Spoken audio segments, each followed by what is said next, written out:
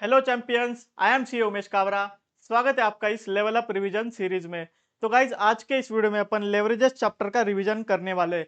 आपको पता ही होगा कि फाइनेंशियल मैनेजमेंट में लेवरेजेस चैप्टर एक इंपॉर्टेंट चैप्टर है, क्योंकि इसका हर अटेम्प्ट में 4 to 6 मार्क्स का क्वेश्चन आता है। और ये चैप्टर जितना इंपॉर्टेंट है उतना आसान भी है, क्योंकि कुछ लिमिटेड नंबर ऑफ फॉर्मूलाज आपको समझने हैं और ये चैप्टर आपका खत्म हो जाएगा। तो इस वीडियो में जो है अपन सारे कंसेप्ट प्लस कुछ सिलेक्टेड क्वेश्चंस करेंगे, सो दैट आपका चैप्टर 100% आप कंसेप्चुअली क्लियर हो जाओ और आपका क्वेश्चन सॉल्विंग में भी कहीं मिस्टेक ना हो। ठीक है, तो अभी अपन जो है लेवरेजेस का वीडियो स्टार्ट करते हैं। तो देखो, अपन स्टार्टिंग में क्या सीखने वाले, income statement in financial management. आपको अगर लेवरेजेस सीखना है तो उसके लिए आपको पहले इनकम स्टेटमेंट समझना पड़ेगा कि फाइनेंशियल मैनेजमेंट में इनकम स्टेटमेंट कैसे बनता है। तो देखो, स्टार्टिंग अपन जो है सेल्स से करेंगे।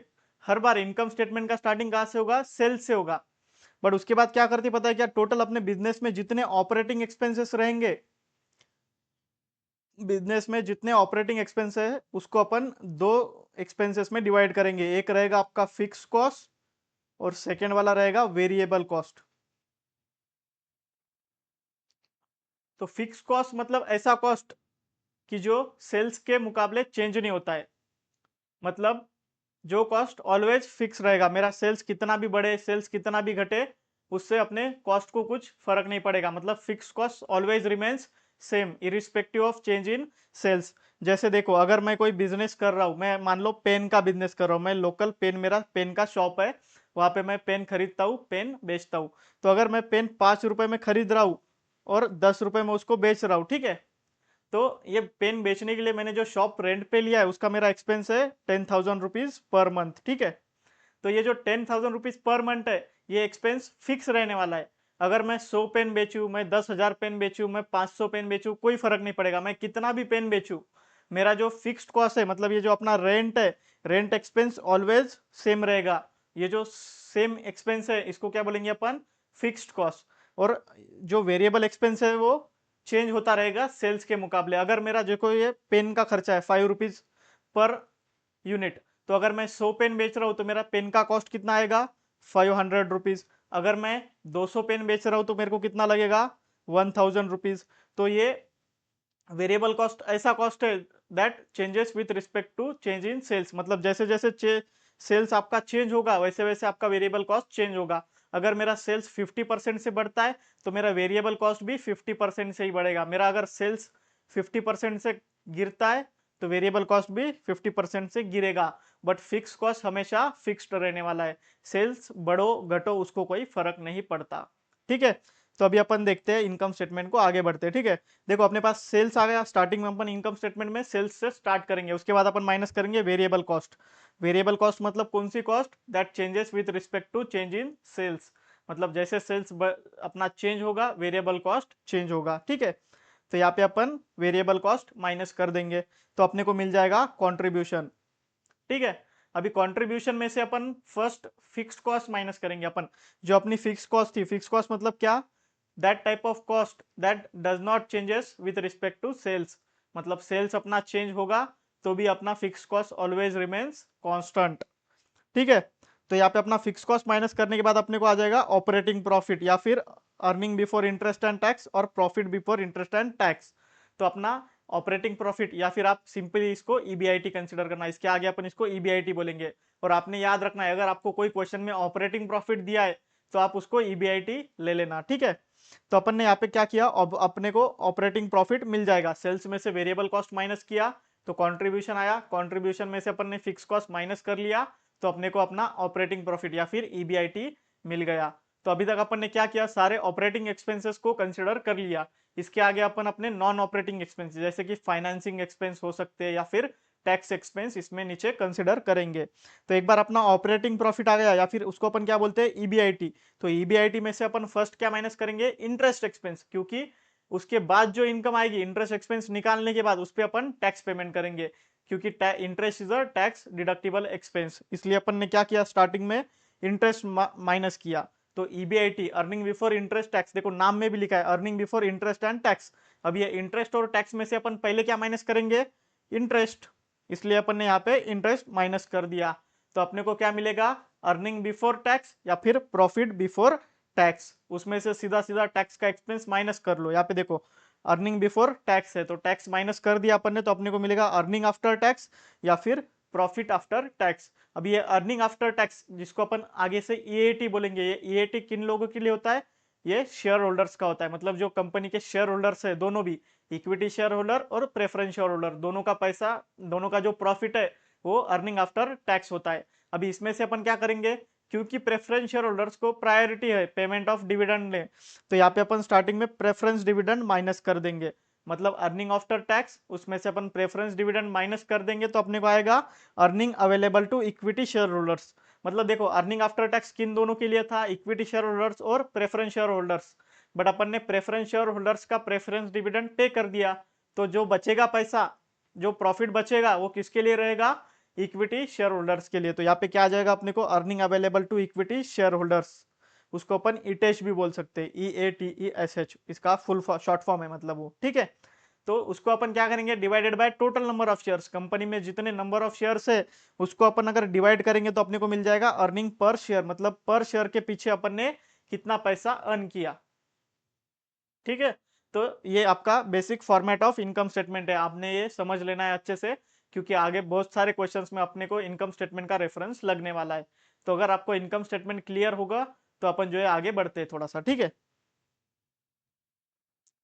तो अभी जो है अपन लेवरेजेस स्टार्ट करते हैं। देखो लेवरेजेस क्या बोला यहाँ पे, leverages represent the influence of one financial variable on another related financial variable. मतलब लेवरेजेस क्या बताता है सर, एक फाइनेंशियल वेरिएबल का इंपैक्ट सेकंड फाइनेंशियल वेरिएबल पे। मतलब एक फाइनेंशियल वेरिएबल अगर बढ़ेगा तो सेकंड फाइनेंशियल वेरिएबल जिसका रिलेटेड फाइनेंशियल वेरिएबल है वो बढ़ेगा या घटेगा, ये आपको लेवरेजेस बताएगा।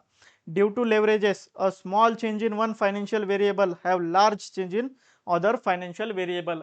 मतलब एक फाइनेंशियल वेरिएबल अगर 100 रुपए से चेंज हो रहा है तो जो सेकेंड फाइनेंशियल वेरिएबल रहेगा वो 150 से चेंज होगा या फिर 200 से चेंज होगा। मतलब अ small change in one thing will have large impact in another thing. जैसे आपने देखा होगा कि आप गांव में जो हैंडपंप होता है, hand pump that is also example of leverage. क्योंकि वहां पे होता क्या है पता है, कि आप प्रेस करते हो थोड़ा सा बट पानी एकदम नीचे से ऊपर आता है, तो आप थोड़ा सा प्रेस करो पानी ज्यादा ऊपर आएगा, तो उसको अपन क्या बोलते हैं, लेवरेजेस, ठीक है। तो फाइनेंस में अपन लेवरेजेस किसको बोलेंगे, अपन एक बार देखते हैं यहाँ पे। It tells us a change in profit on account of change in sales and measures the impact of fixed cost on profitability. ये लाइन बहुत ज्यादा इंपॉर्टेंट है, measures the impact of fixed cost on profitability. मतलब क्या बोल रहा है पता है क्या, ये अपने बिजनेस में जो फिक्स्ड कॉस्ट था उसका अपने प्रॉफिट पे क्या इंपैक्ट आएगा। जैसे मतलब मेरा सेल्स अगर 10% से चेंज हो रहा है तो क्या मेरा प्रॉफिट 10% से ही चेंज होगा क्या, ये बात अपने को बताने वाला है लेवरेजेस। लेवरेजेस क्या बताएगा कि अगर मेरा सेल्स अगर 10% से बढ़ रहा है तो मेरा प्रॉफिट कितने परसेंट से बढ़ेगा या फिर कितने परसेंट से घटेगा अगर मेरा सेल्स कम हो रहा है तो, ठीक है।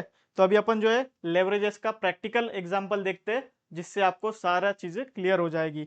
देखो अपन ने दो एक इनकम स्टेटमेंट बनाया, यहाँ पे देखो सेल्स है अपने पास 10,000 रुपीज का सेल्स, उसमें से 40% वेरिएबल कॉस्ट है अपना, तो अपन ने 40% 4,000 रुपीज माइनस कर दिया, तो अपना आ गया कॉन्ट्रीब्यूशन। ये कॉन्ट्रीब्यूशन कितना आया 6,000, उसमें से अपन ने फिक्स्ड कॉस्ट माइनस कर दी 2,000 की, तो अपना ईबीआईटी कितना आता है 4,000, ठीक है। ये अपना बेस ईयर है, बेस अपना जो नॉर्मल एग्जांपल है उसका बेस ये वाला है। अभी अपन सेकेंड सिनारियो कंसिडर करते हैं जहाँ पे अपना सेल्स जो है 50% से बढ़ रहा है। मतलब ये जो 10,000 का सेल्स था वो अभी 15,000 हो रहा है। तो इस केस में क्या होगा, अभी देखो 10,000 से सेल बढ़ रहा है तो अपने को तो पता है अपना वेरिएबल कॉस्ट क्या रहता है, changes with respect to sales. मतलब मेरा सेल्स अगर 50% से बढ़ रहा है तो अपना वेरिएबल कॉस्ट भी 50% से बढ़ जाएगा। देखो यहाँ पे 4,000 था, यहाँ पे 6,000 हो गया, मतलब 50% से इंक्रीज हो गया। या फिर आप सिंपली ऐसे भी कैलकुलेट करोगे, अगर 15,000 के 40% कितना आता है तो वो 6,000 ही मिलेगा आपको। तो मतलब हो क्या रहा है, सेल्स मेरा जितने से बढ़ रहा है उतने से मेरा वेरिएबल कॉस्ट भी इंक्रीज हो रहा है, तो मेरे पास कंट्रीब्यूशन आ जाएगा, ठीक है। कंट्रीब्यूशन कितना आ रहा है अपना 9,000, और ये कंट्रीब्यूशन भी आप देख लो, जैसे मेरा सेल्स 50% से बढ़ा है कंट्रीब्यूशन भी 50% से ही बढ़ा है। 6,000 का 9,000 हुआ, मतलब क्या हुआ, इंक्रीज बाय 50%। तो उसके बाद अपन क्या माइनस करेंगे, फिक्स्ड कॉस्ट। तो ये क्या है, फिक्स्ड कॉस्ट इंक्रीज होगी क्या, अपन ने पीछे देखा था, देखो रेंट वाला एग्जांपल, रेंट कितना रहेगा 10,000 रहेगा, सेल्स कितना ना भी हो रेंट कितना रहेगा अपना 10,000, तो ये रेंट है, ऐसा समझ लो ये रेंट है। फिक्स्ड कॉस्ट मतलब क्या है, रेंट की जो हमेशा फिक्स्ड रहेंगी। तो यहाँ पे अपन कितना माइनस करेंगे फिक्स कॉस्ट का, 2000 रुपीज। तो अपने पास बचेगा क्या, ईबीआईटी। ईबीआईटी कितना है अपना, 7000। तो देखो यहाँ पे अपना अभी मेन चीज मैं आपको बताने वाला हूँ, ठीक है। अपना सेल्स कितने से बढ़ा है, 50% से। बट मेरा ईबीआईटी कितने से बढ़ा, देखो आप परसेंटेज चेंज इन ईबीआईटी कितना है यहाँ पे, 7000 माइनस 4000 अपॉन 4000 कितना आता है ये, 75%। ऐसा क्यों हो रहा है सर, मैजिक, इसको ही तो मैजिक बोलते हैं। लेवरेजेस का जो मैजिक है वही ये मैजिक है लेवरेजेस का। क्या हो रहा है, सेल्स अपना अगर 50% से बढ़ रहा है तो मेरा ईबीआईटी 75% से बढ़ रहा है। अभी ये समझते हैं अपन क्यों हो रहा है ऐसा। अब देखो यहाँ पे आपका क्या हुआ है, ये सेल्स 50% से बढ़ा तो अपना वेरिएबल कॉस्ट भी 50% से बढ़ा, उसके बाद अपना कंट्रीब्यूशन भी 50% से बढ़ गया। बट जो अपना फिक्स्ड कॉस्ट है सेम है।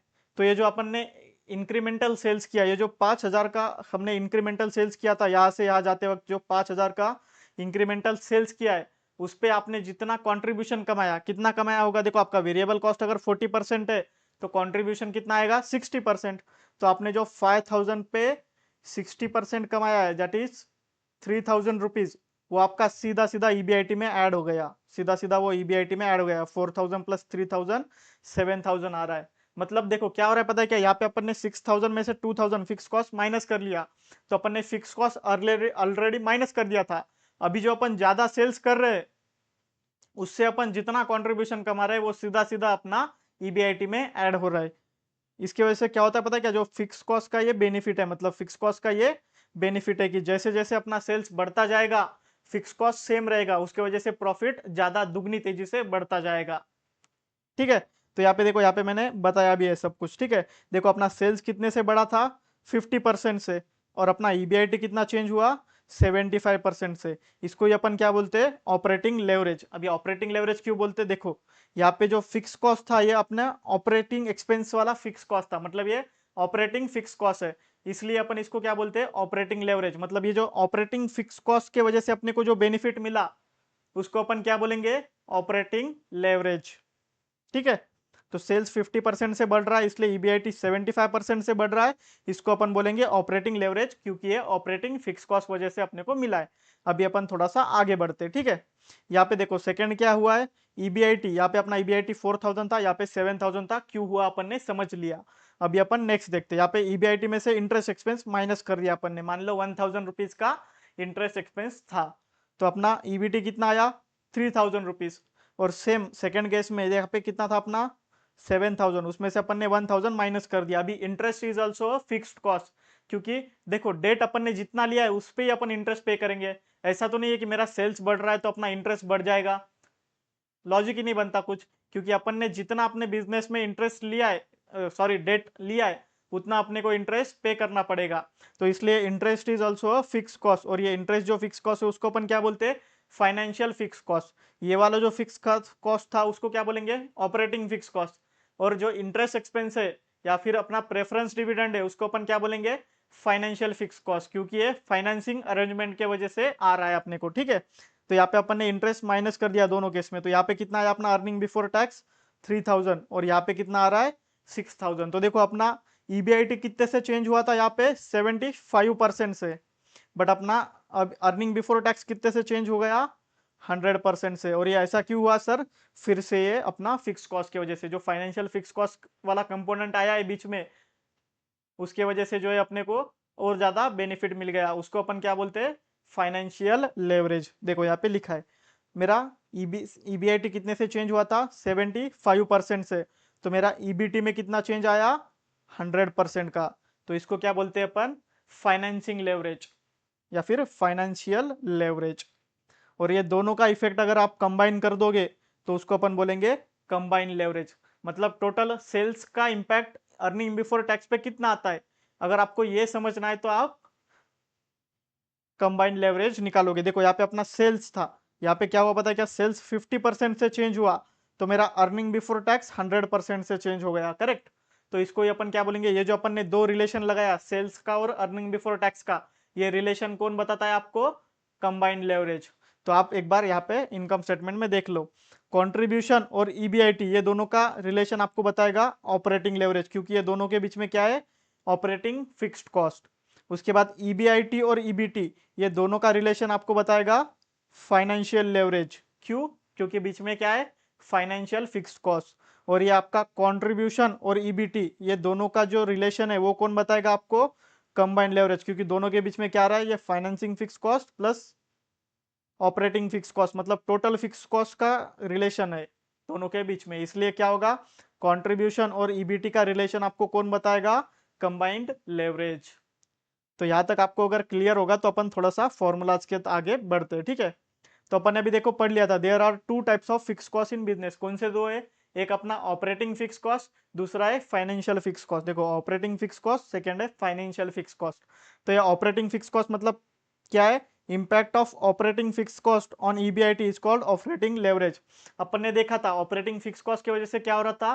कंट्रीब्यूशन और ईबीआईटी का रिलेशन अपने को समझ रहा था, उसको अपन क्या बोलते हैं?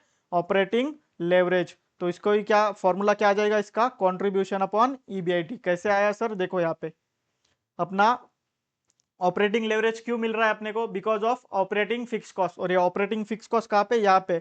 तो आप बस यहाँ पे ऐसा लाइन मार दो तो आपको इसका फॉर्मूला समझ जाएगा। क्या है? Contribution upon EBIT. सिंपल, एकदम सिंपल है, ठीक है।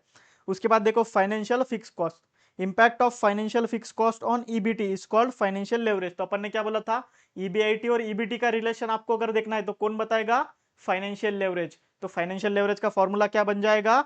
EBIT upon EBT. यहाँ पे जो इंटरेस्ट है, फाइनेंशियल फिक्स कॉस्ट है, उसको आप मिटा दो तो आपको जो है फॉर्मूला मिल जाएगा ईबीआईटी अपॉन ईबीटी, ठीक है। तो अपन ने क्या देख लिया? ऑपरेटिंग लेवरेज मतलब contribution upon EBIT, financial leverage मतलब ईबीआईटी अपॉन ईबीटी। अभी बारी है कंबाइंड लेवरेज की। तो कंबाइंड लेवरेज क्या है? एक तो एक ऑपरेटिंग फिक्स कॉस्ट और फाइनेंशियल फिक्स कॉस्ट दोनों का मिला के अपने को जो टोटल फिक्स कॉस्ट आता है उसके वजह से अपने को कंबाइंड लेवरेज मिलता है। तो कंबाइंड लेवरेज का फॉर्मूला क्या बन जाएगा? देखो यहाँ पे आप इसको मिटा दो, ये पूरे इसको क्या करो? टोटल फिक्स कॉस्ट को लाइन डाल दो तो क्या आ जाएगा? Contribution upon EBT. यहाँ पे देखो क्या आ गया अपना? Contribution upon EBT. और कंबाइंड लेवरेज का सेकंड फॉर्मूला है, क्योंकि देखो अपन ने ईबीआईटी से ईबीटी तक का, ईबीआईटी से कंट्रीब्यूशन से ईबीआईटी तक का रिलेशन किसका है? ऑपरेटिंग लेवरेज का। उसके बाद ईबीआईटी से ईबीटी तक का रिलेशन कितना है? फाइनेंशियल लेवरेज का। तो ये दोनों का मिला के जो रिलेशन है इसको अपन क्या बोल रहे हैं? Combined leverage. तो कंबाइंड लेवरेज का और एक फॉर्मूला है operating leverage multiply by financial leverage, क्योंकि ये दोनों का यहाँ पे रिलेशन अपन कंसिडर कर रहे हैं, इसलिए अपन क्या बोलेंगे? Combined leverage is equals to operating leverage multiply by financial leverage. तो अपन ने सारे तीनों फॉर्मूलेज यहाँ पे सीख लिए। ऑपरेटिंग लेवरेज क्या है? Simple, contribution upon EBIT. Financial leverage क्या है? EBIT upon EBT. और कंबाइंड लेवरेज क्या है? कंट्रीब्यूशन अपॉन ईबीटी, या फिर operating leverage multiply by financial leverage. तो आप इतना एक बार समझ लो, ठीक है।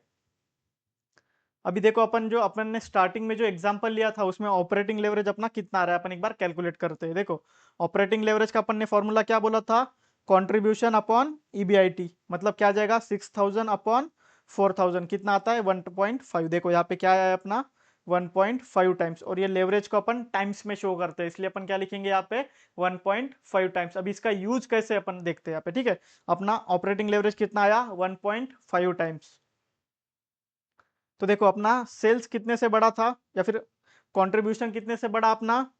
50% से। तो आप क्या करो? सिंपली 50 मल्टीप्लाई बाय अपना ऑपरेटिंग लेवरेज कितना आ गया? 75%। मतलब मेरा कंट्रीब्यूशन अगर 50% से बढ़ रहा है, मेरा सेल्स 50% से बढ़ रहा है, तो मेरा earning before interest and tax 75% से बढ़ेगा। मतलब अपन ने क्या किया? Simply change in sales multiply by operating leverage. तो अपने को क्या मिला? Changing EBIT. अभी अपन फाइनेंशियल लेवरेज का समझते हैं, ठीक है। फाइनेंशियल लेवरेज का फॉर्मूला क्या है? EBIT upon EBT. तो अपना ईबीआईटी कितना था? 4000। ईबीटी अपने पास 3000 आया। तो अपना फॉर्मूला आंसर क्या आ गया? 1.33 टाइम्स। मतलब फाइनेंशियल लेवरेज कितना आया? 1.33 टाइम्स। तो अपना देखो यहाँ पे परसेंटेज चेंज इन ईबीआईटी कितना था, मतलब फाइनेंशियल लेवरेज अपने को किन दो चीज का रिलेशन बताता है, ईबीआईटी और ईबीटी का। तो अपना परसेंटेज चेंज इन ईबीआईटी कितना था यहाँ पे 75%। तो आप सिंपली 75% मल्टीप्लाई बाय 1.33 कर लो, मतलब कितना आएगा ये 100%। तो अपना सेल्स देखो यहाँ पे अपना ईबीटी 100% से चेंज हुआ है। तो ये यूज है अपना फाइनेंशियल लेवरेज का। मतलब अपन ने सिर्फ ये वाला अगर इनकम स्टेटमेंट बनाया होता और यहाँ से अपने को यहाँ पे जाना है, तो आप सीधा सीधा जो है ये वाला फिगर या फिर चेंज न्यू ईबीआईटी निकाल सकते हो। सीधा आप क्या करोगे, ऑपरेटिंग लेवरेज निकालोगे, उसके बाद ऑपरेटिंग लेवरेज निकाल के multiply by change in sales कर देना, तो आपको जो है चेंज इन ईबीआईटी मिल जाएगा। तो इसमें ये जो ये वाला जो ईबीआईटी है उसमें चेंज इन ईबीआईटी ऐड कर लोगे तो आपको नया वाला ईबीआईटी मिल जाएगा। बट देखो जैसे मतलब ये जो लेवरेज का जो बेनिफिट है वैसे उसका नुकसान भी है। कैसे है सर, यहाँ पे देख लो। अब अभी अगर अपना सेल्स अगर 50% से गिरता है, ये जो 10,000 था यहाँ से अगर अपना 5,000 होता है सेल्स, मतलब क्या है 50% से सेल्स अपना गिर रहा है, तो अपना कॉन्ट्रीब्यूशन कितना हो रहा है देखो आप। यहाँ पे वेरिएबल कॉस्ट तो कितना हो जाएगा 40%, तो कॉन्ट्रीब्यूशन 3,000 आ जाएगा। मतलब कंट्रीब्यूशन भी कितना गिरा अपना 50% से। बट अभी देखो आपका ईबीआईटी कितना हो रहा है, यहाँ पे 4,000 था, यहाँ पे 1,000 हो गया, मतलब 3,000 डिवाइडेड बाय 4,000 दैट इज 75%। मतलब जितना अपना आपका सेल्स बढ़ रहा था या फिर आपका सेल्स के वजह से जितना आपका ईबीआईटी बढ़ रहा था उतना ही वो रिवर्स भी आता है। मतलब यहाँ पे जैसे 75% से प्रॉफिट बढ़ गया था, यहाँ पे 75% से अपना ईबीआईटी घट रहा है। मतलब सेल्स मेरा 50% से घट रहा है तो मेरा ईबीआईटी कितने से घट रहा है 75% से। ये भी क्यों हो रहा है, only because of this fixed cost. और सिमिलर बेस पे आप देखो यहाँ पे अपना ईबीआईटी 1,000 था, उसके बाद इंटरेस्ट माइनस किया तो अपने पास ईबीटी कितना आ गया 0। मतलब क्या हुआ पता है क्या, अपना चेंज इन ईबीआईटी कितना देखो यहाँ पे, चेंज इन ईबीआईटी कितना है 75%। तो अपना चेंज इन ईबीटी कितना आ गया 100%। यहाँ पे देखो चेंज इन ईबीआईटी 75% था, तो ईबीटी 100% से चेंज हो गया। तो ये यहाँ पे अपना कितने से घटा था 75% से। तो प्रॉफिट मतलब अपना ईबीटी पूरा पूरा घट गया, 100% से घट गया। तो ये लेवरेज का काम है। लेवरेज क्या करता है, पॉजिटिव वे में भी हेल्प करता है और निगेटिव वे में भी आपको हेल्प करता है। अगर आपका सेल्स बढ़ता है तो आपका प्रॉफिट ज्यादा दुगनी तेजी से बढ़ेगा, बट अगर आपका सेल्स अगर कम हो रहा है तो आपका प्रॉफिट ज्यादा स्पीड से कम होगा। इसको ही बोलते हैं अपन लेवरेज। और अपन ने तीनों लेवरेज देख लिए यहाँ पे, ठीक है। फर्स्ट कौन सा था, ऑपरेटिंग लेवरेज, उसके बाद फाइनेंशियल लेवरेज, और ये लास्ट वाला अपना बचा है कंबाइंड लेवरेज। कंबाइंड लेवरेज मतलब क्या है, अपन ने देखा था operating leverage multiply by financial leverage, तो ये भी यहाँ पे 2 आता है। या फिर कॉन्ट्रीब्यूशन अपॉन ईबीटी, तो ये भी जो है 2 टाइम्स आएगा। तो यहाँ पे देखो आपका सेल्स कितने से चेंज हो रहा था 50% से, तो उससे अपना ईबीटी कितना चेंज हो रहा था 100% से। क्योंकि कंबाइंड लेवरेज किसका रिलेशन बताता है अपने को, कंट्रीब्यूशन और ईबीटी का। तो अपना कंट्रीब्यूशन अगर 50% से बढ़ रहा है तो अपना ईबीटी 100% से बढ़ेगा। या फिर आपका कंट्रीब्यूशन 50% से घट रहा है तो आपका ईबीटी 100% से घट हो जाएगा, मतलब ईबीटी खत्म हो जाएगा। ठीक है, अभी अपन थोड़ा सा और आगे बात करते हैं, ठीक है। ये कंबाइंड लेवरेज, ऑपरेटिंग लेवरेज और फाइनेंशियल लेवरेज निकालने के और फॉर्मूलाज है वो अपन डिस्कस करते।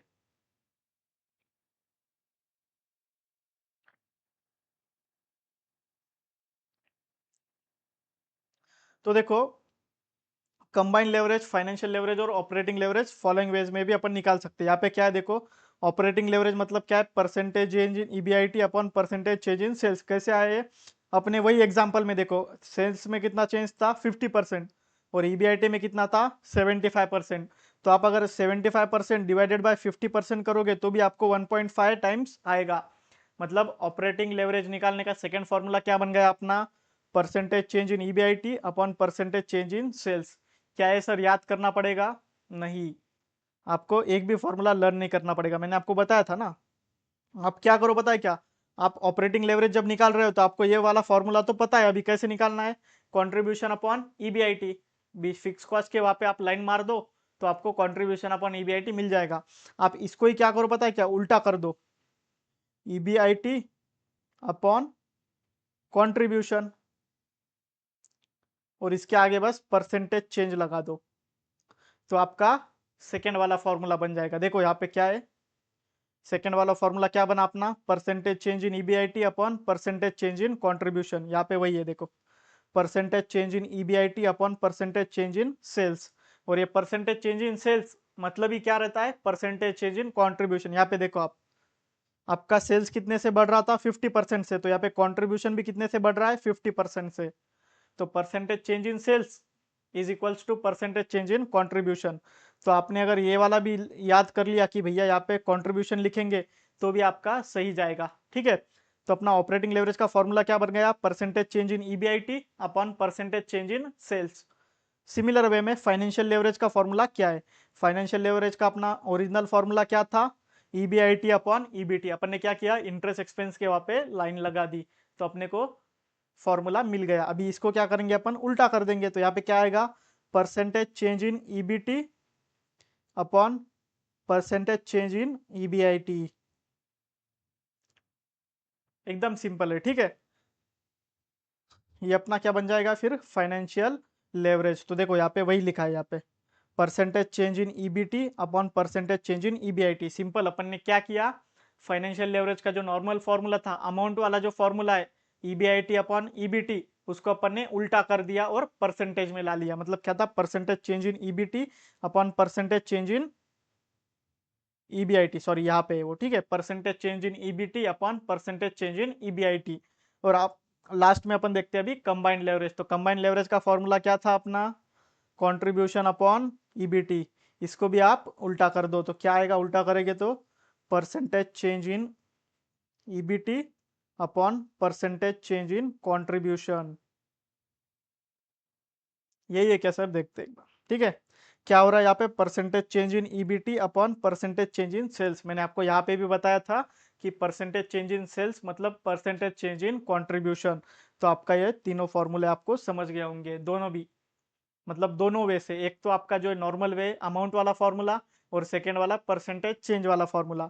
और आप जब परसेंटेज चेंज निकालोगे तो आपने याद रखना है कि आपने बेस ईयर को डिनोमिनेटर में लेना है। आप जब निकालोगे परसेंटेज चेंज इन सेल्स, कैसे निकालोगे आप, 15,000 मतलब नेक्स्ट ईयर का डेटा या फिर चेंज ईयर का data minus original data divided by original data, original data या फिर अपना बेस डेटा। इस हिसाब से आपने हर चीज का परसेंटेज चेंज निकालना है, ठीक है। तो अभी लास्ट में अपन समरी ऑफ फार्मूलाज देख लेते हैं। सारे फार्मूलाज अपन ने अभी तक जितने सीखा है उतना एक बार डिस्कस कर लेंगे। ये तो सर रिवीजन में भी रिवीजन हो रहा है, ऐसा ही है अपना मेथड ही, इतना आसानी से मैंने डिजाइन किया है सबको कि आपका रिवीजन में भी एक बार रिवीजन हो जाएगा। तो ऑपरेटिंग लेवरेज का फॉर्मूला क्या है, कंट्रीब्यूशन अपॉन ईबीआईटी। क्या किया था अपन ने, सिंपली ऑपरेटिंग फिक्स कॉस्ट पे लाइन मार दी, तो क्या गया, कंट्रीब्यूशन अपॉन ईबीआईटी। इसको ही अपन ईबीआईटी, इसको ही अपन अगर परसेंटेज चेंज में चाहिए तो क्या करेंगे, अपन सीधा उल्टा फॉर्मूला कर देंगे, percentage change in EBIT upon percentage change in sales. और ये सेल्स की जगह पे आप वेरिएबल कॉस्ट भी ले सकते हो, कंट्रीब्यूशन भी ले सकते हो, क्योंकि percentage change in sales all equals to percentage change in variable cost will always equals to percentage change in contribution. यहाँ पे देखो अपने एग्जांपल में वही हो रहा है, यहाँ पे 10,000 से 50% से बड़ा, वेरिएबल कॉस्ट भी 50% से बड़ा, कंट्रीब्यूशन भी 50% से ही बड़ा है। तो यहाँ पे अपन तीनों वेरिएबल्स यूज कर सकते हैं, मतलब परसेंटेज चेंज इन सेल्स ले सकते हो, या फिर percentage change in variable cost ले सकते हो, या फिर परसेंटेज चेंज इन कंट्रीब्यूशन भी आप ले सकते हो। तो आपका ऑपरेटिंग लेवरेज यहाँ पे खत्म होता है। अभी बात करेंगे फाइनेंशियल लेवरेज की। फाइनेंशियल लेवरेज का फॉर्मूला क्या है, ईबीआईटी अपॉन ईबीटी। ये भी कैसे निकाला था अपन ने, इंटरेस्ट के जगह पे अपन ने लाइन मार दी थी, तो अपने को मिला ईबीआईटी अपॉन ईबीटी। इसको ही अपन अगर अपना परसेंटेज वाला फॉर्मूला निकालना है तो अपन क्या करेंगे, उल्टा कर देंगे, percentage change in EBIT upon EBT upon percentage change in EBIT. और ये ईबीआईटी ईबीटी के जगह पे अपन अर्निंग आफ्टर टैक्स या फिर परसेंटेज चेंज इन ईपीएस भी कंसिडर कर सकते हैं। कैसे क्या सर, आप बेसिक आपके इनकम स्टेटमेंट पे आ जाओ, ठीक है। यहाँ पे देखो अर्निंग बिफोर टैक्स है, उसमें से टैक्स माइनस होगा, तो ये टैक्स भी किसका प्रोपोर्शन में, अर्निंग बिफोर टैक्स के प्रोपोर्शन में, करेक्ट। आप अभी के लिए जो है प्रेफरेंस डिविडेंड को इग्नोर कर देना, ठीक है। आप ऐसा समझो कि यहाँ पे प्रेफरेंस डिविडेंड है ही नहीं, तो आपका क्या हो जाएगा, सीधा ईटेश मिल जाएगा आपको। आपको मैं साइड में बता देता हूँ, ठीक है। अपन ने क्या निकाला था स्टार्टिंग में, अर्निंग बिफोर टैक्स, उसमें से अपन क्या माइनस करेंगे, टैक्स। तो अपना क्या आएगा, अर्निंग आफ्टर टैक्स, और अपन अभी क्या कंसिडर कर रहे हैं कि अपने पास प्रेफरेंस डिविडेंड है ही नहीं। तो यहाँ पे क्या हो जाएगा, इसको सिंपली अपन डिवाइड कर देंगे नंबर ऑफ शेयर से, तो आपको मिल जाएगा ईपीएस। और सिंपल, अगर आपका ईबीटी बढ़ता है तो आपका टैक्स भी उतने से ही बढ़ेगा, नंबर ऑफ शेयर तो सेम ही रहेंगे, इसकी वजह से ईपीएस भी उतने से ही बढ़ेगा। मतलब आपका अगर ईबीआईटी 50% से बढ़ रहा है तो आपका टैक्स भी हमेशा 50% से बढ़ेगा, दैट मीन्स आपका ईएटी भी 50% से बढ़ेगा और आपका ईपीएस भी 50% से ही बढ़ेगा। आप एक बार देख लेना अगर आपको डाउट होता है तो। ठीक है, तो सर प्रेफरेंस डिविडेंड रहेगा तो क्या होगा, वो अपन थोड़ा सा आगे देखते हैं, अभी आप इतना समझ लो बहुत हो जाएगा। ठीक है, ईबी प्रेफरेंस डिविडेंड के लिए कुछ अलग ट्रीटमेंट है, वो अपन एंड में देख लेंगे, अभी तक आप इतना समझ लो। ठीक है, अभी अपन बात करते हैं कंबाइंड लेवरेज की। कंबाइंड लेवरेज का फॉर्मूला अपन ने क्या देखा था, कंट्रीब्यूशन अपॉन ईबीटी, उसका उल्टा कर देंगे तो क्या आ जाएगा, percentage change in EBT upon percentage change in contribution, percentage change in EBT upon percentage change in contribution. और आपको पता है कि परसेंटेज चेंज इन कंट्रीब्यूशन मतलब वेरिएबल कॉस्ट, मतलब ही सेल्स कॉस्ट, ये तीनों जो है सेम है। और अपन ने अभी देखा था percentage change in EBT, percentage change in EAT और परसेंटेज चेंज इन ईपीएस, तीनों भी सेम है। तो अपना जो है कंबाइंड लेवरेज का भी यहाँ पे खत्म होता है। और लास्ट वाला कंबाइंड लेवरेज का फॉर्मूला क्या है, operating leverage multiply by financial leverage. तो आप तक आपको यही तक अभी तक जो है तीनों फॉर्मूलाज अच्छे से समझ गए होंगे। अभी अपन नेक्स्ट चीज डिस्कस करेंगे, एक बार आप फॉर्मूलाज रीड कर लो सभी। ठीक है,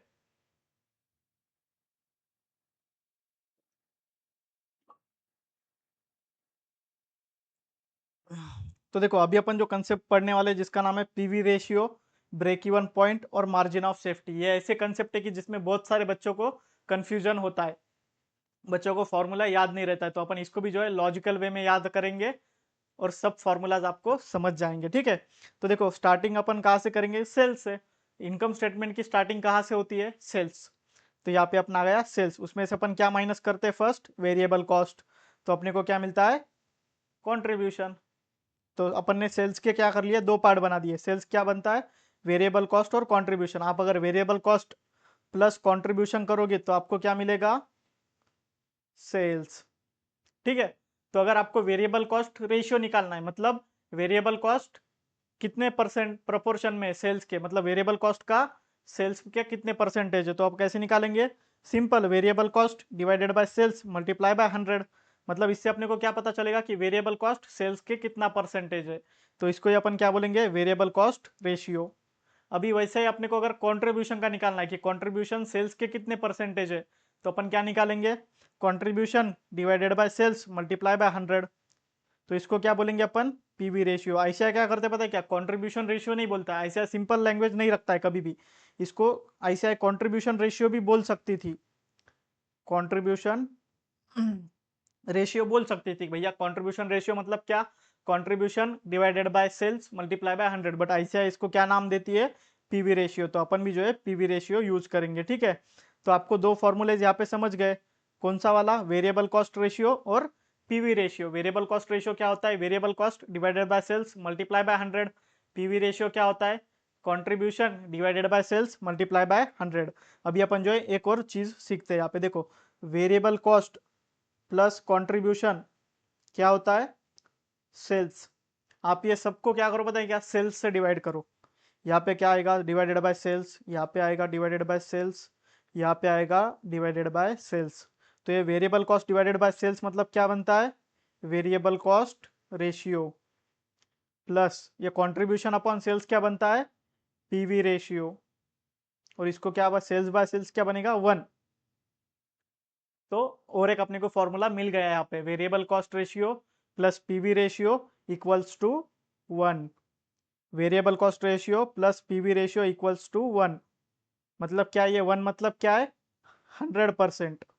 तो अगर एग्जाम में आपको वेरिएबल कॉस्ट दिया जाए, जैसे अपने पुराने एग्जाम्पल में वेरिएबल कॉस्ट कितना था, रेशियो 40%, तो अपना पीवी रेशियो कितना आ जाएगा, 60%। ठीक है, इतना आपने समझ लिया। अभी अपन आगे की बात करते हैं। अपन ने अभी देखो कंट्रीब्यूशन, अपना इनकम स्टेटमेंट कैसे बनता है, सेल्स माइनस वेरिएबल कॉस्ट आता है कंट्रीब्यूशन। कंट्रीब्यूशन में से अपन क्या माइनस करते हैं, पहले ऑपरेटिंग फिक्स कॉस्ट, तो अपने को क्या मिलता है, ईबीआईटी। तो कंट्रीब्यूशन किन दो पार्ट का बनता है, फिक्स कॉस्ट और ईबीआईटी। तो फिक्स कॉस्ट प्लस ईबीआईटी क्या मिलेगा आपको? फिक्स कॉस्ट प्लस ईबीआईटी क्या आएगा आपका? कंट्रीब्यूशन। ठीक है, तो यहाँ पे देखो फिक्स कॉस्ट के रिगार्डिंग अपने को ब्रेक इवन पॉइंट मिलने वाला है। आपको फिक्स कॉस्ट को हमेशा ब्रेक इवन पॉइंट के एंगल से देखना है। अभी ब्रेक इवन पॉइंट क्या है अपन समझते हैं। यहाँ पे देखो break even point is that level of sale where the EBIT of the firm is zero. मतलब ब्रेक इवन पॉइंट मतलब क्या है? नो प्रॉफिट और नो लॉस। मतलब आपका ईबीआईटी जो है हमेशा जीरो हो जाएगा ब्रेक इवन पे।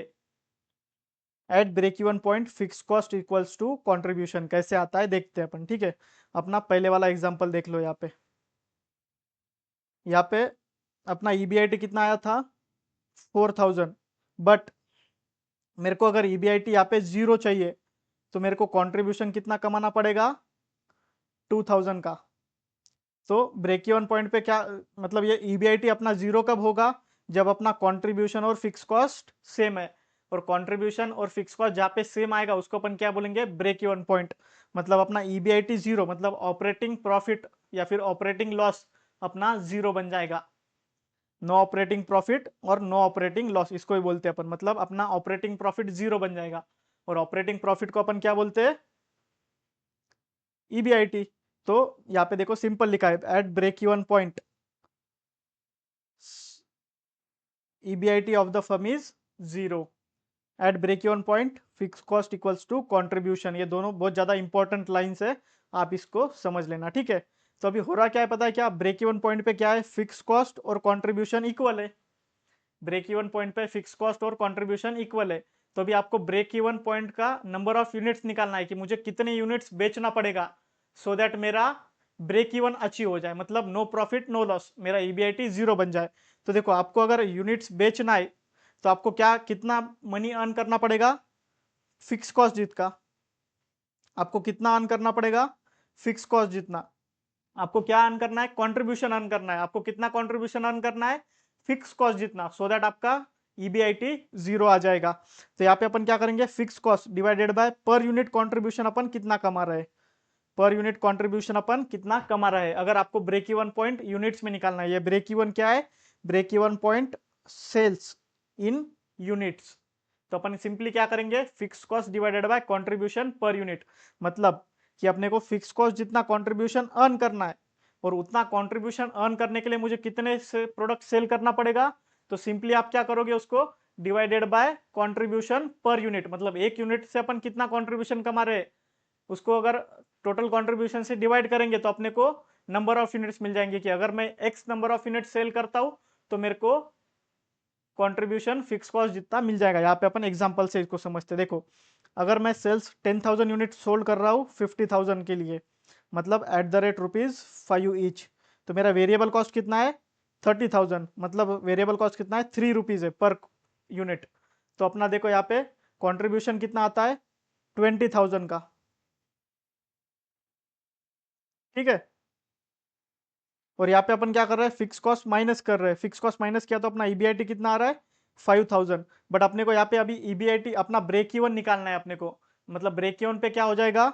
ईबीआईटी अपना जीरो हो जाएगा। ईबीआईटी को अपने को क्या करना है? जीरो। तो अपने को अपना कॉन्ट्रीब्यूशन कितना रखना पड़ेगा?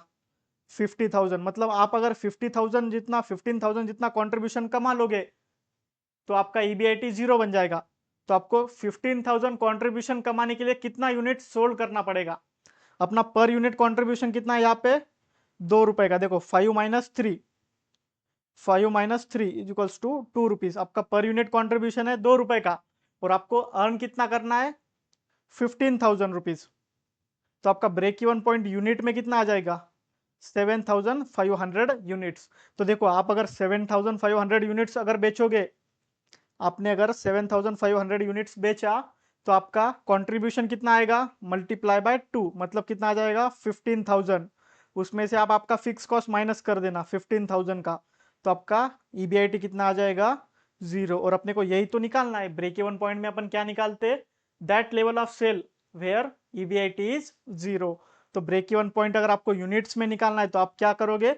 Fix cost divided by contribution per unit. और अभी ये जो अपने को पर यूनिट कंट्रीब्यूशन मिल गया, अपने को कितने यूनिट्स बेचना था ब्रेक इवन अचीव करने के लिए, यहाँ पे मिल गया। उसको अपन मल्टीप्लाई बाय सेलिंग प्राइस करेंगे, मतलब per unit multiply by selling price, तो अपने को क्या मिलेगा, break even sales in amount. मतलब अपन 37,500 का सेल्स जब करेंगे तब अपना ईबीआईटी 0 बन जाएगा। Got it. और ब्रेक इवन पॉइंट अमाउंट में निकालने के लिए और एक फॉर्मूला है अपने को। देखो क्या करना था, यहाँ पे फिक्स कॉस्ट जितना कंट्रीब्यूशन अर्न करना है, ठीक है, फिक्स कॉस्ट जितना कंट्रीब्यूशन अर्न करना है, आप कंट्रीब्यूशन को डिवाइडेड बाय कंट्रीब्यूशन रेशियो कर दोगे। देखो एक बताता हूँ मैं आपको, अगर आपका 100 रुपीज का सेल है और आपका वेरिएबल कॉस्ट ऐसा समझ लो कि 30% है, तो कितना आएगा आपका कंट्रीब्यूशन, 70। तो कंट्रीब्यूशन रेशियो मतलब पीवी रेशियो कितना बन गया, 70%। तो आप क्या करोगे, सिंपली 100 मल्टीप्लाई बाय 70%, तो आपको आपका कंट्रीब्यूशन मिल जाएगा। यहाँ पे कंट्रीब्यूशन कितना है, 70। तो आपको भी क्या करना है, ये 70 से आपको इधर जाना है 100 तक। तो आप क्या करोगे, simply contribution amount divided by contribution ratio. Contribution ratio मतलब क्या होता है, पीवी रेशियो। तो सिंपली आप क्या करोगे, डिवाइडेड बाय पीवी रेशियो कर दोगे, तो आपको क्या मिलेगा, सेल्स का अमाउंट मिलेगा। करेक्ट। तो यहाँ पे अपन ने वही किया है, फिक्स कॉस्ट जितना आपको कंट्रीब्यूशन अर्न करना था उसको आप डिवाइडेड बाय पीवी रेशियो कर दो, तो आपको सेल्स का अमाउंट मिल जाएगा। और वो दैट लेवल ऑफ सेल रहेगा जहाँ पे अपना ईबीआईटी 0 बन जाएगा। देखो यहाँ पे अपना फिक्स कॉस्ट कितना था, 15,000, उसको डिवाइड कितना किया अपन ने, 40% से, तो अपने को क्या मिल गया यहाँ पे, break even sales in amount. तो यहाँ पे देखो ब्रेक इवन पॉइंट अमाउंट में निकालने का फॉर्मूला क्या है, fix cost upon PV ratio. समझ गया। तो अपन ने दोनों भी मेथड से निकाल लिया, ब्रेक इवन पॉइंट अमाउंट में भी निकाला और ब्रेक इवन पॉइंट यूनिट में भी निकाला। अभी अपन आगे बढ़ते। अपन ने अभी क्या नहीं देख लिया, कंट्रीब्यूशन में से फर्स्ट फिक्स कॉस्ट माइनस कर दिया, तो आपको क्या मिलता है, ईबीआईटी। तो ये जो फिक्स कॉस्ट अपन ने माइनस किया, ये फिक्स कॉस्ट से अपने को क्या मिलने वाला है, ब्रेक इवन पॉइंट। मतलब ब्रेक इवन पॉइंट आपको कैलकुलेट करना है तब आपने फिक्स कॉस्ट को कंसीडर करना है। और उसके बाद आएगा आपका भी मार्जिन ऑफ सेफ्टी है। एमओएस मतलब क्या है, मार्जिन ऑफ सेफ्टी। अभी इसके बारे में अपन डिस्कस करते हैं। क्या बोला है, देखो यहाँ पे margin of safety. Margin of safety मतलब how much safety net we have at current sales level over and above BP. मतलब मेरे बीपी ब्रेक इवन पॉइंट से ज्यादा कितने यूनिट्स में बेच रहा हूं, इसका मतलब क्या है, मार्जिन ऑफ सेफ्टी। देखो ये मान लो आपका सेल्स का लाइन है, आपने यूपर वाले एग्जांपल में कितना सेल्स किया था, टोटल 10,000 यूनिट्स। उसमें से अपना ब्रेक इवन कहाँ पे अचीव हुआ था, 7,500 यूनिट्स पे। तो ये यहाँ पे आएगा 7,500। यहाँ पे क्या हुआ था, अपना ब्रेक इवन अचीव हुआ था। तो ये इससे ज्यादा अपन जो एक्स्ट्रा 2,500 कमा रहे हैं उसको क्या बोलेंगे अपन, मार्जिन ऑफ सेफ्टी। मतलब अगर अपना सेल्स का यूनिट अगर 2,500 से कम भी होगा तो भी अपन लॉस नहीं करेंगे। समझ रहा है क्या। यहाँ पे देखो अगर अपना सेल्स 2,500 से कम भी होता है तो कितना हो जाएगा, 7,500। और 7,500 यूनिट्स भी अपन अगर बेच रहे हैं तो अपन no profit no loss basis पे, मतलब अपना ईबीआईटी क्या आ रहा है, 0 आ रहा है वहां पे। ठीक है, एक मिनट बस।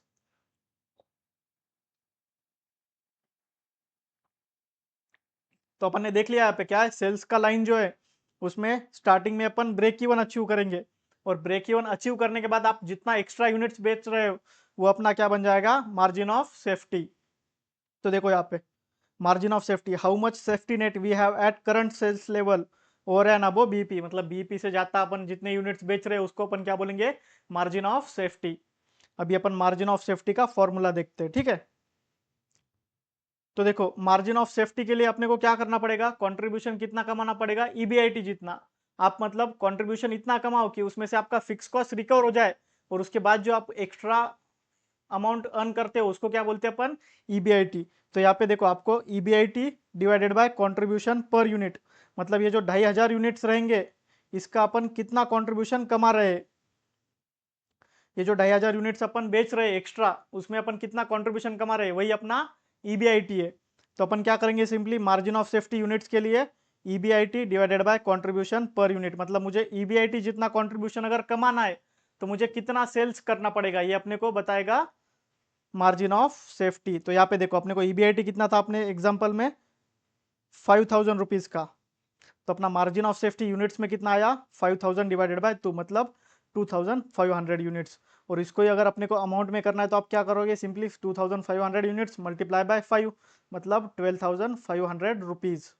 तो आप देखो, आपका जो 50,000 का सेल था उसमें से 37,500 क्या थे, ब्रेक इवन अचीव करने के लिए, और बचा हुआ जो 12,500 है वो अपना मार्जिन ऑफ सेफ्टी सेल है। मतलब अपना सेल्स अगर 12,500 से कम भी होता है फिर भी अपन नो प्रॉफिट नो लॉस पे रहेंगे, मतलब अपना लॉस नहीं होगा। और यही अपने को बताता है मार्जिन ऑफ सेफ्टी।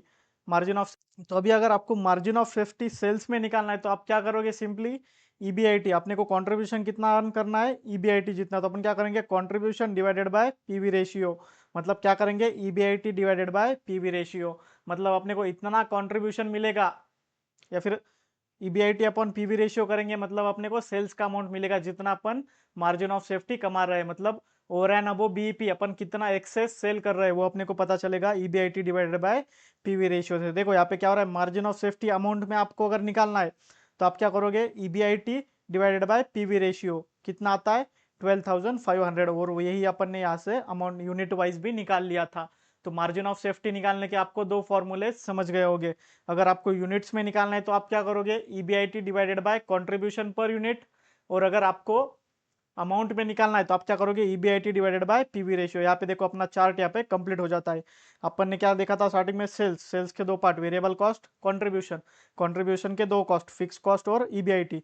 तो ये फिक्स कॉस्ट से अपने को क्या मिलेगा, ब्रेक इवन पॉइंट, और ये ईबीआईटी से अपने को क्या मिलने वाला है, मार्जिन ऑफ सेफ्टी। तो आपको जो है ये सारे फॉर्मूले समझ गए होंगे। एक बार अपन लास्ट में सारे फॉर्मूलेज एक बार डिस्कस कर लेते। वेरिएबल कॉस्ट रेशियो क्या है, variable cost divided by sales multiply by 100। PV ratio क्या है, contribution divided by sales multiply by 100, इसको क्या बोलते हैं अपन, कंट्रीब्यूशन रेशियो। और 1 minus variable cost ratio is equals to PV ratio, and 1 minus PV ratio is equals to variable cost ratio. ये अपन ने देख लिया था, क्यों, क्योंकि variable cost plus contribution is equals to sale. और सिमिलर होता है मेरा ब्रेक इवन पॉइंट और एमओएस के लिए। तो क्या होगा पता है क्या, break even point plus margin of safety दोनों मिला के आपको क्या मिलता है, कंट्रीब्यूशन। एक minute, fix cost plus EBIT दोनों मिला के आपको क्या मिलता है, कंट्रीब्यूशन। अगर आप इसको कंट्रीब्यूशन से डिवाइड कर दोगे तो आपको क्या मिलेगा, यहाँ पे आप कंट्रीब्यूशन से डिवाइड करो, यहाँ पे भी कंट्रीब्यूशन से डिवाइड करो, यहाँ पे भी कंट्रीब्यूशन से डिवाइड करो, तो क्या मिल रहा है, फिक्स कॉस्ट अपन कंट्रीब्यूशन क्या रहता है अपना, ब्रेक इवन पॉइंट। ईबीआईटी अपन कंट्रीब्यूशन क्या रहता है, मार्जिन ऑफ सेफ्टी। तो ये margin of safety plus BP कितना आ रहा है, 1। 1 मतलब क्या है, 100%। तो break even point plus margin of safety is equals to 1 या फिर 100%। ये एक और एक फॉर्मूला है, आपको याद रखना पड़ेगा। ठीक है, सब लॉजिकल है, एकदम लॉजिकल है। यहाँ पे देखो, अभी ब्रेक इवन पॉइंट्स अगर आपको यूनिट्स में निकालना है तो अपन ने क्या बोला था, ब्रेक इवन पॉइंट अपने को कहाँ से मिलेगा, फिक्स्ड कॉस्ट से। क्या करेंगे, simply fix cost divided by contribution per unit, या फिर 1 minus break even point ratio. ठीक है, उसके बाद अपन ने क्या देखा था, ब्रेक इवन पॉइंट अगर आपको अमाउंट में निकालना है आप कैसे निकालोगे, fix cost upon PV ratio. अगर आपको मार्जिन ऑफ सेफ्टी यूनिट्स में निकालना है आप क्या करोगे, EBIT divided by contribution per unit. और मार्जिन ऑफ सेफ्टी सेल्स में निकालना है तो आप क्या करोगे, EBIT upon PV ratio. Margin of safety amount में मिल जाएगा आपको यहाँ पे। ठीक है, ये टाइपिंग मिस्टेक है, इसको चेंज कर लेंगे अपन। अभी और एक चीज बाकी है यहाँ पे, देखो ऑपरेटिंग लेवरेज मतलब क्या सीखा था अपन ने, contribution upon EBIT. Operating cost मतलब क्या सीखा था, कंट्रीब्यूशन अपॉन ईबीआईटी। और मार्जिन ऑफ सेफ्टी क्या देखा है अपन ने यहाँ पे, ईबीआईटी अपॉन कंट्रीब्यूशन। ये देखो यहाँ पे ईबीआईटी अपॉन कंट्रीब्यूशन। तो अगर आप ऑपरेटिंग लेवरेज और मार्जिन ऑफ सेफ्टी को दोनों को अगर आप देखोगे तो ये इनवर्स है, एक दूसरे के इनवर्स है। तो इसलिए ऑपरेटिंग लेवरेज मतलब क्या बन जाता है, 1 अपॉन मार्जिन ऑफ सेफ्टी। यहाँ पे क्या होगा पता है क्या, ये आपका, अगर आप 1 अपॉन मार्जिन ऑफ सेफ्टी मतलब क्या है, 1 अपॉन मार्जिन ऑफ सेफ्टी मतलब 1 अपॉन ईबीआईटी अपॉन कंट्रीब्यूशन। और ये नीचे का कंट्रीब्यूशन जब ऊपर जाएगा तो क्या बन जाएगा, कंट्रीब्यूशन अपॉन ईबीआईटी, वही क्या है अपना ऑपरेटिंग लेवरेज। तो ये भी आपको एक इंपॉर्टेंट याद रखना है, क्या है, operating leverage is equals to 1 upon margin of safety, and margin of safety equals to 1 upon operating leverage.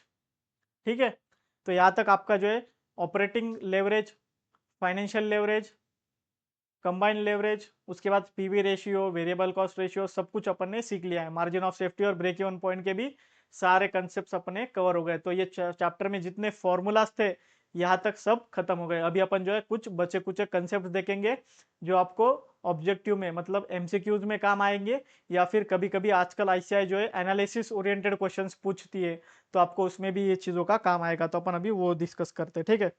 अभी अपन स्टार्टिंग में देखे थे relationship between leverage and business risk, मतलब ऑपरेटिंग लेवरेज का और बिजनेस रिस्क का क्या रिलेशन है, इसके बारे में अपन डिस्कस करते हैं। अभी देखो, जहाँ पे फिक्स कॉस्ट अगर जीरो है, अगर मेरी फिक्स कॉस्ट जीरो है तो मेरा कंट्रीब्यूशन माइनस फिक्स कॉस्ट क्या आएगा, ईबीआईटी। तो मेरा कंट्रीब्यूशन और ईबीआईटी इक्वल बन जाएगा। मेरा क्या है, फिक्स कॉस्ट जीरो है, मतलब कंट्रीब्यूशन और ईबीआईटी क्या आ रहा है अपना, इक्वल आ रहा है। इसकी वजह से ऑपरेटिंग लेवरेज क्या आ जाएगा, वन। यहाँ पे देखो ऑपरेटिंग लेवरेज क्या है, कंट्रीब्यूशन अपॉन ईबीआईटी। अगर दोनों इक्वल है तो ऑपरेटिंग लेवरेज कितना आ जाएगा, वन। और जैसे जैसे अपनी फिक्स कॉस्ट बढ़ती जाती है वैसे वैसे ऑपरेटिंग लेवरेज बढ़ते जाएगा, बरोबर। क्योंकि फिक्स कॉस्ट जब जीरो है तब ऑपरेटिंग लेवरेज वन है, और जैसे जैसे अपना फिक्स कॉस्ट बढ़ते जाएगा आपका ऑपरेटिंग लेवरेज बढ़ता जाएगा। और फिक्स कॉस्ट बढ़ रहा है मतलब क्या हो रहा है, आपका ब्रेक इवन पॉइंट बढ़ रहा है। ब्रेक इवन पॉइंट का फॉर्मूला क्या था, fix cost upon PV ratio. तो जैसे जैसे आपका ब्रेक इवन बढ़ते जाएगा, आपका आपका जैसे जैसे फिक्स कॉस्ट बढ़ते जाएगा आपका ब्रेक इवन पॉइंट बढ़ते जाएगा। और उसकी वजह से ब्रेक इवन पॉइंट बढ़ रहा है मतलब क्या हो रहा है, आपका रिस्क बढ़ रहा है, मतलब आपको ज्यादा यूनिट सेल करना होगा टू अचीव ब्रेक इवन। तो इसलिए क्या बोला यहाँ पे, जब फिक्स कॉस्ट जीरो है तब ऑपरेटिंग लेवरेज वन है, और as fix cost increases operating risk increases. और ये ऑपरेटिंग रिस्क बढ़ क्यों रहा है, क्योंकि फिक्स कॉस्ट बढ़ने से अपना ब्रेक इवन पॉइंट बढ़ रहा है, और ब्रेक इवन पॉइंट बढ़ना मतलब क्या है, अपने को ज्यादा यूनिट सेल करना होगा, अदरवाइज अपन लॉस कर बैठेंगे। तो देखो यहाँ पे स्टेटमेंट में दिया है, सारा रिलेशन यहाँ पे बताया है। अगर मेरा फिक्स कॉस्ट बढ़ता है तो ऑपरेटिंग लेवरेज बढ़ता है, उसके वजह से ब्रेक इवन पॉइंट बढ़ जाएगा। ब्रेक इवन बढ़ जाएगा मतलब मार्जिन ऑफ सेफ्टी घट जाएगा और अपना ऑपरेटिंग रिस्क बढ़ जाएगा। और वाइस वर्सा, वाइस वर्सा मतलब अगर फिक्स कॉस्ट गिर रहा है तो ऑपरेटिंग लेवरेज भी कम होगा, ब्रेक इवन भी कम हो जाएगा, मार्जिन ऑफ सेफ्टी बढ़ जाएगा, ऑपरेटिंग रिस्क कम हो जाएगा। सिमिलर कॉन्सेप्ट है फाइनेंशियल फिक्स कॉस्ट का। अगर मेरा फाइनेंशियल फिक्स कॉस्ट बढ़ रहा है मतलब क्या हो रहा है अपना, या जस्ट वन सेकेंड ना, अपना फाइनेंशियल फिक्स कॉस्ट अगर जीरो है तो फाइनेंशियल लेवरेज कितना हो रहा है, वन। और फाइनेंशियल फिक्स कॉस्ट जैसे जैसे बढ़ता जाएगा वैसे वैसे अपना फाइनेंशियल रिस्क बढ़ता जाएगा। क्यों, क्या होगा पता है क्या, इंटरेस्ट कॉस्ट जो है बढ़ता जाएगा। फाइनेंशियल फिक्स कॉस्ट बढ़ना मतलब क्या है, इंटरेस्ट या फिर प्रेफरेंस डिविडेंड बढ़ते जाना। और जितना ज्यादा अपन इंटरेस्ट और प्रेफरेंस डिविडेंड रहेगा अपने बिजनेस में उतना अपने को सेल्स ज्यादा करना पड़ेगा to achieve financial break even. ये फाइनेंशियल ब्रेक इवन पॉइंट आपको जो है कैपिटल स्ट्रक्चर में डिटेल में समझने को मिलेगा। यहाँ पे आप बस ऐसा समझ लो कि फाइनेंशियल ब्रेक इवन पॉइंट मतलब क्या है, इंटरेस्ट प्लस प्रेफरेंस डिविडेंड, ठीक है। तो जैसे जैसे आपका फाइनेंशियल कॉस्ट बढ़ता जाएगा आपका फाइनेंशियल रिस्क बढ़ते जाएगा, क्योंकि आपको फाइनेंशियल ब्रेक इवन अचीव करने के लिए ज्यादा सेल्स करना पड़ेगा। तो फाइनेंशियल फिक्स कॉस्ट बढ़ रहा है तो फाइनेंशियल लेवरेज बढ़ रहा है, इसकी वजह से फाइनेंशियल रिस्क बढ़ रहा है। और वाइस वर्सा, मतलब फाइनेंशियल कॉस्ट अगर कम होता है अपना तो अपना फाइनेंशियल लेवरेज भी कम हो जाएगा और आपका फाइनेंशियल रिस्क कम हो जाएगा। तो अभी अपन जो है कंबाइन लेवरेज और रिस्क का रिलेशन समझेंगे। यहाँ पे अपन ने क्या किया था, मतलब ऑपरेटिंग लेवरेज और फाइनेंशियल लेवरेज दोनों का रिस्क के साथ रिलेशन देख लिया। अभी अपन कंबाइन लेवरेज का रिस्क के साथ रिलेशन देखते हैं, analysis of combined leverage and risk. तो देखो डीओएल मतलब क्या है, डिग्री ऑफ ऑपरेटिंग लेवरेज, मतलब अपना नॉर्मल ऑपरेटिंग लेवरेज। और डीएफएल मतलब क्या है, डिग्री ऑफ फाइनेंशियल लेवरेज, मतलब नॉर्मल फाइनेंशियल लेवरेज। तो देखो अगर ऑपरेटिंग लेवरेज अगर लो है मतलब ऑपरेटिंग फिक्स कॉस्ट कम है, और फाइनेंशियल लेवरेज भी लो है मतलब फाइनेंशियल फिक्स कॉस्ट भी कम है, मतलब दोनों कम है, तो अपना टोटल कॉस्ट भी कम हो जाएगा। तो अगर अपना ऑपरेटिंग लेवरेज लो है, फाइनेंशियल लेवरेज लो है, मतलब कंबाइंड लेवरेज भी लो रहेगा। और कंबाइंड लेवरेज लोवेस्ट रहना मतलब क्या है, बिजनेस में एकदम कम रिस्क है, बिजनेस कम रिस्की है। इसको क्या बोलेंगे अपन, lower total risk and can not take the advantage of trading on equity. अब ये ट्रेडिंग ऑन इक्विटी क्या है अपन आगे समझने वाले हैं। अभी आप यहाँ पे समझ लो कि अगर ऑपरेटिंग लेवरेज लो है, फाइनेंशियल लेवरेज लो है, मतलब आपका कंबाइंड लेवरेज भी लो रहेगा, और उसके वजह से क्या होगा, आपका टोटल रिस्क एकदम लो रहेगा। उसके बाद अपन ये लास्ट वाला सेकंड वाला सीखते हैं यहाँ पे, ठीक है। अगर आपका ऑपरेटिंग लेवरेज हाई मतलब ऑपरेटिंग फिक्स कॉस्ट ज़्यादा, मतलब ऑपरेटिंग रिस्क ज़्यादा। अगर आपका फाइनेंशियल लेवरेज ज़्यादा है मतलब फाइनेंशियल फिक्स कॉस्ट ज़्यादा है, मतलब ही फाइनेंशियल रिस्क ज़्यादा है। तो अगर बिजनेस रिस्क भी ज़्यादा, फाइनेंशियल रिस्क भी ज़्यादा, मतलब टोटल बिजनेस रिस्क जो आ जाएगी आपकी वो भी ज़्यादा। तो क्या आएगा यहाँ पे, higher total risk and very risk की कॉम्बिनेशन। तो कभी भी बिजनेस में हाई फिक्स को जहाँ पे आपको हाई ऑपरेटिंग लेवरेज और हाई फाइनेंशियल लेवरेज मिलेगा वो बिजनेस में आपने इन्वेस्ट नहीं करना चाहिए। ये एनालिसिस आपको याद रखना है, ठीक है। यहाँ पे अगर ऑपरेटिंग लेवरेज हाई है, फाइनेंशियल लेवरेज भी हाई है, तो टोटल रिस्क हायर रहेगा और ये वेरी रिस्की कॉम्बिनेशन है। अपने कमेंट्स जो है याद रखना है, क्योंकि एग्जाम में आपको अगर ऐसा क्वेश्चन आएगा तो उसमें ये वाले कमेंट्स आपको मिलेंगे, तो आपने ध्यान रखना है, ठीक है।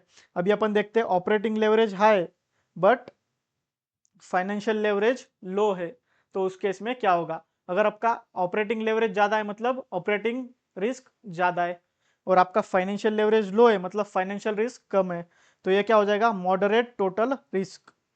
बट अभी नेक्स्ट वाला देखो आप, आपका ऑपरेटिंग रिस्क कम है और फाइनेंशियल रिस्क ज़्यादा है, तो ये क्या हो जाएगा फिर से मॉडरेट टोटल रिस्क। ये दोनों केस क्या है, मॉडरेट रिस्क वाले, मतलब दोनों में मॉडरेट रिस्क है। बस यहाँ पे क्या बोला है, बेस्ट कॉम्बिनेशन। जब आपका फाइनेंशियल लेवरेज हाई रहेगा और ऑपरेटिंग लेवरेज लो रहेगा तो उसको क्या बोलते हैं, बेस्ट कॉम्बिनेशन। क्योंकि यहाँ पे क्या पता है, क्या अगर आपका फाइनेंशियल लेवरेज हाई है बट आपका ऑपरेटिंग लेवरेज लो है, मतलब आपका ऑपरेटिंग फिक्स कॉस्ट कम है बट आपका फाइनेंशियल फिक्स कॉस्ट ज़्यादा है, तो इवेंचुअली आगे जाके अपन क्या करेंगे, लोन रिपे कर देंगे, जिसकी वजह से फाइनेंशियल लेवरेज भी कम हो जाएगा। तो ये वाला क्या बोला है, moderate total risk and best combination. तो जब आपका ऑपरेटिंग लेवरेज कम है और फाइनेंशियल लेवरेज ज़्यादा है तो आपके लिए बेस्ट केस कॉम्बिनेशन है। जहाँ पे ऑपरेटिंग लेवरेज हाई और फाइनेंशियल लेवरेज लो है वो वाला आपका मॉडरेट रिस्क वाला है। बट अगर आपको ये दोनों में से अगर चूज करना है तो आप कौन सा चूज करोगे, सेकंड वाला, जहाँ पे फाइनेंशियल रिस्क ज़्यादा है और बिजनेस ऑपरेटिंग रिस्क कम है, ठीक है। तो अगर आपको अगर इंस्टीट्यूट में दो कोई क्वेश्चन आया जिसमें दो कॉम्बिनेशन दिए, एक कॉम्बिनेशन ये वाला है और एक कॉम्बिनेशन ये वाला है, या फिर ये चारों अगर कॉम्बिनेशन दिए, तो ये चारों कॉम्बिनेशन में से आप सिलेक्ट कौन सा करोगे, ये वाला। और अगर सिर्फ ये दोनों दिए फिर भी ये वाला कॉम्बिनेशन बेस्ट रहेगा, ठीक है। तो अभी अपन नेक्स्ट कंसेप्ट देखते हैं, financial leverage as double edge sword, मतलब दो धारी तलवार। अपन ने देखा था स्टार्टिंग में, देखो जब अपना फर्स्ट केस, अपन फर्स्ट एग्जांपल जो देखा था अपन ने, उसमें क्या बोला था मैंने, फाइनेंशियल लेवरेज या फिर ऑपरेटिंग लेवरेज जितना आपको बेनिफिट देता है उसका उतना ही उसका नुकसान है। यहाँ पे अपना जब सेल्स 50% से बढ़ रहा था तो अपने को प्रॉफिट ज़्यादा तेजी से बढ़ रहा था, बट जब अपना सेल्स 50% से घटा था तो अपना अर्निंग बिफोर टैक्स जीरो आ गया था, मतलब 100% आपका सेल्स खत्म हो गया था। तो ये क्या है, दो धारी तलवार है, मतलब दोनों तरफ से वार करती है ये। अगर आपको मतलब सेल्स आपका बढ़े तो ये आपको बेनिफिट देगी, बट आपका सेल्स अगर घटता है तो ये आपको बहुत ज़्यादा नुकसान देगी। तो इसको ही क्या बोला है, financial leverage as double edge स्कोर। तो देखो अगर आपका ROC is more than cost of debt, ROC मतलब क्या है, रिटर्न ऑन कैपिटल एम्प्लॉयड, मतलब अपन अपने टोटल बिजनेस में जितना कैपिटल एम्प्लॉय करते उस पे अपन कितना रिटर्न्स कमाते, इसको अपन क्या बोलेंगे, आरओसी। और आरओसी का फॉर्मूला क्या होता है, आपको पता होगा नहीं पता होगा पता नहीं, but ROC is equals to operating profit, या फिर अपन क्या बोलते हैं उसको, ईबीआईटी अपॉन कैपिटल एम्प्लॉयड। और कैपिटल एम्प्लॉयड में क्या आता है, सभी लॉन्ग टर्म फंड्स, मतलब अपने equity share capital, preference share capital और डिबेंचर्स। तो देखो ROC is more than cost of debt, तो क्या रहेगा, इक्विटी शेयर होल्डर्स को ज्यादा प्रॉफिट मिलेगा। कैसे मिलेगा यहाँ पे देखते हैं अपन। एक आपका देखो सिनारियो है, यहाँ पे टोटल कैपिटल एम्प्लॉयड कितना है, देखो 10 लाख, डेट कितना है 10 लाख का, इक्विटी है 10 लाख का, टोटल कैपिटल कितना हो गया 20 लाख का। अगर आपका ROC return on capital employed 10 ही है, मतलब आपका अर्निंग कितना होगा, मल्टीप्लाई बाय 10%, मतलब 2 लाख रुपए। तो आपको डेट वालों को कितना देना पड़ेगा, 1 लाख रुपए। ये 10% ऑफ 10 लाख, 1 लाख रुपए आपने डेट वालों को दे दिया, माइनस 1 लाख कर दिया, तो इक्विटी वालों के लिए भी कितना बचेगा 1 लाख, मतलब इक्विटी वालों के लिए भी कितना बच रहा है 10%। बट आप सेकंड केस कंसिडर करो अभी, ठीक है। आपका आरओसी कितना बन रहा है यहाँ पे, अगर आपका आरओसी 12% होता है तो आप कितना कमाओगे, 2,40,000। आप डेट वालों को कितना दोगे, 1 लाख रुपीज। तो इक्विटी वालों के लिए कितना बच रहा है? 1,40,000। मतलब इक्विटी के जो 12% है, ये जो 12% है इक्विटी वालों को मिल रहा है, बट जो डेट पे अपन ने 2% एक्स्ट्रा कमाया डेट के कॉस्ट से, ये जो अपना डेट का कॉस्ट था 10%, उससे अपन ने जो 2% एक्स्ट्रा कमाया वो भी आपका इक्विटी में ऐड हो जाएगा। तो क्या है यहाँ पे देखो, अपन वही देख रहे थे कि financial leverage as double edge swords. मतलब अगर आपका ROC is more than cost of debt है तो इक्विटी वालों का प्रॉफिट ज्यादा बढ़ेगा। मतलब इक्विटी वालों का जो रिटर्न्स आएगा वो कितना रहेगा? मोर देन आरओसी, आरओसी से ज्यादा रहेगा। कैसे क्या? देखो यहाँ पे क्या हो रहा था, अपना आरओसी कितना था? 12%। तो अपना रिटर्न ऑन इक्विटी कितना मिल रहा था अपने को? 14%। क्यों?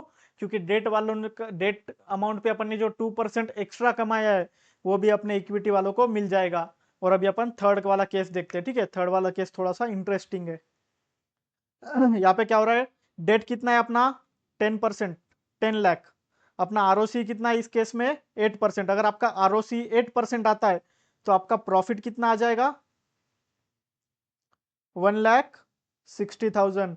बट आप डेट वालों को कितना रिटर्न दोगे? 10%। 1 लाख रुपए तो देना ही पड़ेगा ना, डेट पे इंटरेस्ट फिक्स्ड है, वो तो आपको देना ही पड़ेगा। तो इक्विटी वालों के लिए कितना बच रहा है? 60,000, मतलब 6%। तो देखो आपका आरओसी अगर 2% से बढ़ रहा है तो आपको इक्विटी वालों को ज्यादा प्रॉफिट मिल रहा है यहाँ पे। बट जैसे आपका आरओसी कम हो रहा है तो इक्विटी वाला प्रॉफिट कम हो रहा है। तो इसको ही क्या बोला? अगर ROC is less than cost of debt तो इक्विटी वालों का प्रॉफिट घटेगा। समझ गया? तो इसको ही क्या बोलते हैं? Double edge sword. मतलब आपका आरओसी अगर कॉस्ट ऑफ डेट से ज्यादा है तो इक्विटी के वेल्थ में इंक्रीज होगा। बट अगर आपका ROC return on capital employed अगर कॉस्ट ऑफ डेट से कम है तो आपके इक्विटी वालों की वेल्थ घट जाएगी। If the cost of fixed fund is less than ROC, the financial leverage will help to increase the profit for equity। मतलब यही बोला है सिंपली कि अगर आपका कॉस्ट ऑफ डेट आरओसी से छोटा है तो फाइनेंशियल लेवरेज इंक्रीज करेगा प्रॉफिट फॉर इक्विटी। और अदरवाइज अगर कॉस्ट ऑफ डेट आरओसी से अगर ज्यादा है तो financial leverage adversely affect the profit for equity. तो दोनों तरफ से फाइनेंशियल लेवरेज हेल्प करता है। अगर इक्विटी का प्रॉफिट आपका आरओसी अगर कॉस्ट ऑफ डेट से ज्यादा है तो वो इक्विटी का प्रॉफिट इंक्रीज करने में मदद करेगा।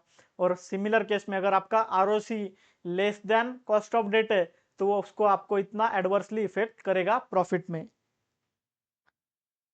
अभी एक और कंसेप्ट है ट्रेडिंग ऑन इक्विटी, जिसका रेफरेंस अपने को फर्स्ट केस में मिला था। यहाँ पे क्या मिला था? यहाँ पे अपन ने देखा था अगर आपका डीओएल लो है, डीएफएल भी लो है, तो आपका लोअर टोटल रिस्क बन जाएगा और can not take advantage of trading on equity. तो अभी अपन समझते हैं कि ट्रेडिंग ऑफ इक्विटी क्या होता है। तो when the proportion of fix cost fund is high in comparison to equity capital, मतलब फिक्स कॉस्ट फंड वाले कौन से रहते हैं अपने? डिबेंचर्स या फिर preference share capital.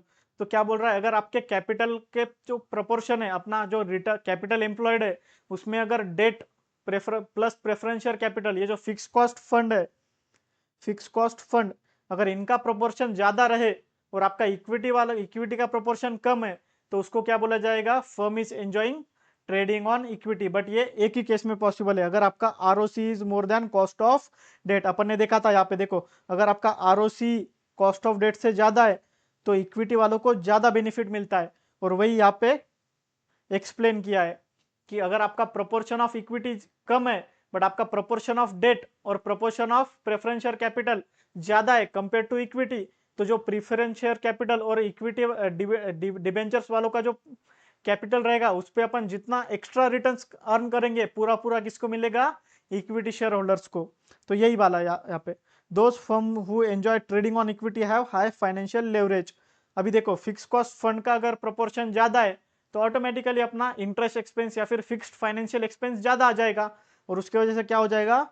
High financial leverage. देखो जो अदानी की मोस्ट ऑफ द कंपनीज है, Adani green limited, Adani ports, सब कुछ जो है उसमें क्या कर रखा है पता है? कि अदानी ने 80% लोन ले रखा है। उसका इक्विटी का इन्वेस्टमेंट सिर्फ 10 लाख का है बट उसने बाकी पूरा लोन ले रखा है। अगर देखो अगर 10 लाख का उसका इक्विटी है तो उसने 40 लाख का डेट ले रखा है। तो टोटल कितना हो रहा है उसके पास? 50 लाख। बट अगर उसका इक्विटी इन्वेस्टमेंट वो अगर उसका अगर आरओसीई 10% है और वो डेट को अगर 8% दे रहा है तो उसको बहुत ज्यादा बेनिफिट होगा। बट अगर पोजीशन कभी भी उल्टी हो गई, अगर आपका आरओसी अगर 6% हो जाएगा तो अदानी पूरा डूब जाएगा। आप देख लेना अदानी की कोई भी बैलेंस शीट, आपको ये वाला सिनारियो मिलेगा। और उसको ही क्या बोलते हैं अपन, ट्रेडिंग ऑन इक्विटी। इसके वजह से अदानी जो है इतने फास्ट ग्रो कर पा रहा है, क्योंकि उसका फाइनेंशियल लेवरेज, फाइनेंशियल रिस्क ज्यादा है। बट फाइनेंशियल रिस्क ज्यादा होने से क्या होता है, फाइनेंशियल बेनिफिट भी ज्यादा मिलता है। अगर आप थोड़ा सा भी सेल्स बढ़ा दो तो आपका प्रॉफिट इंक्रीज होते जाएगा। और इसको ही अपन क्या बोलेंगे, ट्रेडिंग ऑन इक्विटी। मतलब आपके कैपिटल एम्प्लॉयड में डेट का प्रोपोर्शन ज्यादा होना इक्विटी से, तो उसको अपन बोलेंगे ट्रेडिंग ऑन इक्विटी। बट उस एक ही केस में पॉसिबल है उसको, अगर आपका ROC is more than cost of debt, या फिर अगर इसका अगर उल्टा हो गया, अगर आपका ROC less than cost of debt हो गया, तो आपका इक्विटी का प्रॉफिट पूरा खत्म भी हो सकता है। अभी अपन लास्ट कंसेप्ट देखने वाले ये चैप्टर का, नहीं इसके बाद भी एक है। बट मैंने आपको बोला था ना कि अगर प्रेफरेंस डिविडेंड आता है आपके इनकम स्टेटमेंट में तो क्या फर्क पड़ता है, तो अभी अपन यहाँ पे देखते हैं। देखो फाइनेंशियल लेवरेज का फॉर्मूला फिर क्या बन जाएगा पता है क्या, ईबीआईटी अपॉन ईबीटी, ये तो अपन ने देख रखा था, minus preference dividend into 1 minus tax. देखो इनकम स्टेटमेंट देखते हैं अपन पहले। यहाँ पे प्रेफरेंस डिविडेंड भी क्या है, फिक्स्ड एक्सपेंस है। ये इंटरेस्ट भी क्या है, फिक्स एक्सपेंस है। तो फिक्स फाइनेंशियल एक्सपेंस में कौन से दो एक्सपेंस आता है, एक आता है इंटरेस्ट कॉस्ट और सेकंड आता है प्रेफरेंस डिविडेंड। तो आप देखो प्रेफरेंस डिविडेंड आफ्टर टैक्स है, टैक्स का पेमेंट करने के बाद प्रेफरेंस डिविडेंड आ रहा है, और interest before payment of tax है। तो इसलिए अपने को क्या करना पड़ेगा, ये प्रेफरेंस डिविडेंड को भी इधर ला के बैठाना पड़ेगा। ये प्रेफरेंस डिविडेंड को अपने को इधर ला के बैठाना पड़ेगा। मतलब ये अर्निंग बिफोर टैक्स में से अपने को पहले प्रेफरेंस डिविडेंड माइनस करना पड़ेगा और उसके बाद टैक्स माइनस करना पड़ेगा। बट प्रेफरेंस डिविडेंड क्योंकि आफ्टर टैक्स है, उसको अपने को बिफोर टैक्स लाना पड़ेगा। और कोई भी चीज को बिफोर टैक्स अगर लाना है तो आपको क्या करना पड़ेगा, उसको डिवाइडेड बाय 1 माइनस टैक्स। देखो अगर आपका कोई एक्सपेंस है, अगर आपका इंटरेस्ट है, उसको अगर आपको आफ्टर टैक्स करना है तो आप क्या करोगे, मल्टीप्लाई बाय 1 माइनस टैक्स। अगर आप interest multiply by 1 minus tax करते हो तो आपको क्या मिलेगा, आफ्टर टैक्स इंटरेस्ट। और अगर आपको बिफोर टैक्स इंटरेस्ट चाहिए तो आप क्या करोगे, interest divided by 1 minus tax. तो आपने ये याद रखना है, अगर आपको कोई भी चीज को बिफोर टैक्स लेके आना है तो आप क्या करोगे, उसको divided by 1 minus tax rate. अगर आपको आफ्टर टैक्स जाना है तो आप क्या करोगे, मल्टीप्लाई बाय 1 माइनस टैक्स। देखो अगर आपको आफ्टर टैक्स और यहाँ पे बिफोर टैक्स, अगर आपको आफ्टर टैक्स से बिफोर टैक्स में जाना है तो आप क्या करोगे, डिवाइडेड बाय 1 माइनस टैक्स। और अगर आपको बिफोर टैक्स से आफ्टर टैक्स में आना है तो आप क्या करोगे, multiply by 1 minus tax. Simple, आप ये याद रखना, ठीक है। तो अपन इसलिए क्या करते हैं, प्रेफरेंस डिविडेंड को डिवाइडेड बाय 1 माइनस टैक्स करते हैं, सो दैट वो बिफोर टैक्स आ जाएगा। और इसके वजह से अपना फाइनेंशियल लेवरेज का फॉर्मूला क्या बन जाता है, EBIT upon EBT minus preference dividend upon 1 minus tax. और सिमिलर वे में आपका कंबाइन लेवरेज का भी फॉर्मूला एडिट हो जाएगा। कंबाइन लेवरेज का फॉर्मूला क्या बन जाएगा, contribution upon EBT minus preference dividend divided by 1 minus tax, ठीक है। तो आपका जो है प्रेफरेंस शेयर कैपिटल अगर कंपनी में है तो उसके रिगार्डिंग भी अपन ने सारा डिस्कशन कर लिया। अभी एक लास्ट कंसेप्ट है ये चैप्टर का, range of OL FL and CL. ये पता है मेरे को कोई भी फैकल्टी आपको नहीं बताएगा, बट अगर एमसीक्यू में आ गया तो आपका मार्क छूटना नहीं चाहिए, इसलिए मैं यहाँ पे डिस्कस कर रहा हूँ। देखो the OL FL and CL can never be between 0 to 1। एक मिनट,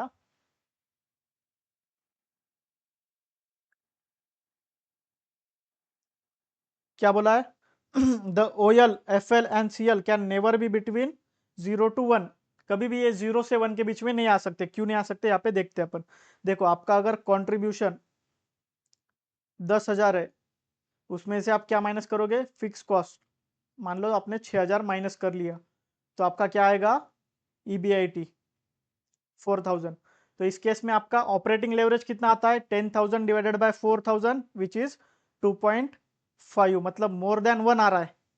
अभी आप सेकेंड केस कंसिडर करो, अगर आपका फिक्स कॉस्ट अगर 10,000 है, अगर आपका फिक्स कॉस्ट कितना है, 10,000 है, तो आपका ईबीआईटी कितना आ रहा है, 1 सेकेंड ना। अगर आपका फिक्स कॉस्ट 0 है कंसिडर करो, तो आपका ईबीआईटी कितना आएगा, 10,000। तो इस केस में आपका ऑपरेटिंग लेवरेज कितना आ रहा है 1, ऑपरेटिंग लेवरेज कितना आ रहा है 1। अभी ऐसा केस हो सकता है क्या कि आपका ऑपरेटिंग लेवरेज लेस देन 1 आए? नहीं हो सकता है। देखो यहाँ पे अगर आपका ईबीआईटी मैक्स आ सकता है, कितना आ सकता है ईबीआईटी आपका 10,000, आपका ईबीआईटी 11,000 आ सकता है क्या यहाँ पे कभी? देखो अगर लेस देन 1 कब पॉसिबल है? जब आपका ईबीआईटी 11,000 आ जाए, ठीक है। आपका ईबीआईटी अगर 11,000 या फिर 10,000 से ज्यादा आ जाए तो ही पॉसिबल है कि आपका ऑपरेटिंग लेवरेज 1 से छोटा आए। तो यहाँ पे ये पॉसिबल है क्या? देखो क्योंकि आपको क्या करना पड़ेगा उस टाइम पे, फिक्स कॉस्ट निगेटिव लेना पड़ेगा। बट निगेटिव फिक्स कॉस्ट होता है क्या? एक तो एक फिक्स कॉस्ट जीरो होगा या फिर कुछ अमाउंट में होगा, बट निगेटिव फिक्स कॉस्ट कभी हो नहीं सकता है। इसलिए ऑपरेटिंग लेवरेज, फाइनेंशियल लेवरेज और कंबाइंड लेवरेज ये तीनों के लिए एप्लीकेबल होता है। आप यहाँ पे इंटरेस्ट का अगर नीचे सेम एनालिसिस करोगे तो आपको भी वही मिलेगा। तो इसलिए क्या बोला है, operating leverage, financial leverage and combined leverage can never be between 0 to 1। 0 to 1 में नहीं हो सकता है वो। एक तो एक क्या होगा, मोर देन 1, मतलब इक्वल टू और मोर देन 1, और मोर देन और इक्वल टू 1, और लेस देन 0। 0 से छोटा, 0 से कम हो सकता है, मतलब निगेटिव हो सकता है। फाइनेंशियल लेवरेज आपका निगेटिव हो सकता है, बट 0 से 1 के बीच में नहीं हो सकता, 1 से ज्यादा हो सकता है, 1 या फिर 1 से ज्यादा। तो देखो निगेटिव कब होगा वो भी देखते हैं अपन। अगर आपका फिक्स कॉस्ट अगर 12,000 है, फिक्स कॉस्ट कितना है आपका 12,000 है, तो ईबीएटी कितना आएगा -2,000। तो यहाँ पे आपका ऑपरेटिंग लेवरेज क्या आ रहा है इस केस में, -2। ठीक है। तो ऑपरेटिंग लेवरेज जो है निगेटिव आ सकता है, निगेटिव में वो -0.1, -0.2, -0.3 कितना भी आ सकता है। बट 0 to 1 मतलब 0.1, 0.2, 0.3 कभी भी नहीं आ सकता। तो आपने ये याद रखना है, range of operating leverage, financial leverage and combined leverage. क्या बोला यहाँ पे, OL, FL and CL can never be equals to between 0 to 1। 0 से 1 के बीच में नहीं हो सकता है। कितना हो सकता है वो, 1 या फिर मोर देन 1 और लेस देन 0, मतलब 0 से छोटे हो सकते या फिर 1 से ज्यादा हो सकते, 1 या फिर 1 से ज्यादा। तो यहाँ पे आपका जो है सारे कंसेप्ट लेवरेजेस के खत्म होते। अपन ने एक भी फॉर्मूला जो है लर्न नहीं किया है, सारे फॉर्मूलाज को अपन ने लॉजिकली समझा है, और होप सो आपको जो है सारे कंसेप्ट समझ गए होंगे। इसके बाद जो है अपन कुछ इंपॉर्टेंट क्वेश्चन सॉल्व करेंगे, सो दैट आपका कंसेप्ट तो यहाँ पे क्लियर हो गया है, आपको क्वेश्चन सॉल्विंग भी समझ जाएगा, और आपका ये चैप्टर 100% प्रिपेयर हो जाएगा। ठीक है, क्वेश्चन प्रैक्टिस स्टार्ट करते हैं। अभी तक अपने सारे कंसेप्ट अपन ने समझ लिए, और होप सो आपको सारे कंसेप्ट एकदम अच्छे से लॉजिकली समझ गए होंगे। अभी अपन कुछ सिलेक्टेड क्वेश्चंस की प्रैक्टिस करने वाले हैं, तो वो अपन स्टार्ट करते हैं। ठीक है, मैंने आपके लिए कुछ सिलेक्टेड क्वेश्चंस लिया है, सो दैट आपका जो कंसेप्ट आपने भी पढ़ा है उसको आपको क्वेश्चन में कैसे एप्लीकेशन करना है वो भी आपको यहाँ पे समझ जाएगा। और इसके बाद जो है आप सारे क्वेश्चंस प्रैक्टिस कर सकते हो। आप मेरे क्वेश्चन बैंक से भी प्रैक्टिस कर सकते हो। मेरे क्वेश्चन बैंक मैंने टेलीग्राम चैनल पे अपलोड कर रखा है, तो आप जो है डिस्क्रिप्शन में, वीडियो के डिस्क्रिप्शन में आपको टेलीग्राम चैनल की लिंक मिल जाएगी, आप उसको ज्वाइन कर लेना। तो आपको जो है क्वेश्चन बैंक वहाँ पे मिल जाएगा, आप अच्छे से प्रैक्टिस कर लेना। एक सेकेंड बाद।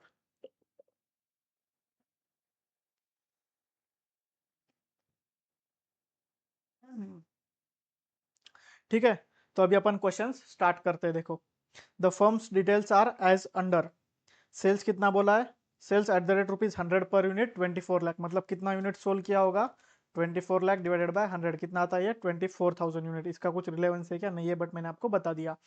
अभी देखो वेरिएबल कॉस्ट कितना बोला है, 50%। फिक्स कॉस्ट दिया है 10 लाख। तो इससे अपने को क्या निकालना है, देखते हैं। It has borrowed ₹10 lakh eight the rate ₹10% per annum, मतलब 10 लाख का लोन लिया है, 10% इंटरेस्ट रेट है। And equity share capital 10 lakh का है उनके पास, एट द रेट ₹100 इच, मतलब नंबर ऑफ इक्विटी शेयर्स कितने हो जाएंगे, 10 lakh divided by 100 which comes to 10,000। Equity shares कितने हो जाएंगे अपने पास, 10,000 के। अभी अपने को क्या बोला है, consider tax rate at the 50% and calculate operating leverage, financial leverage, combined leverage, return on investment, and if the sales increases by 6 lakh what will be the new EBIT. तो ये अपने को सब सॉल्व करना है। अपन फर्स्ट क्या करेंगे, एक बार अपन इनकम स्टेटमेंट बना लेते हैं, उसके बाद अपन ये सारी चीजें कर पाएंगे सॉल्व। ठीक है, तो अपन एक बेसिक इनकम स्टेटमेंट बना लेंगे। आपको फॉर्मेट ड्रॉ करने की जरूरत नहीं है, आप सीधा सीधा जो है एग्जाम में सॉल्यूशन लिख सकते हो। आपको फॉर्मेट ड्रॉ करना मैंडेटरी नहीं है। तो अपन यहाँ पे क्या बना रहे हैं अभी, income statement. State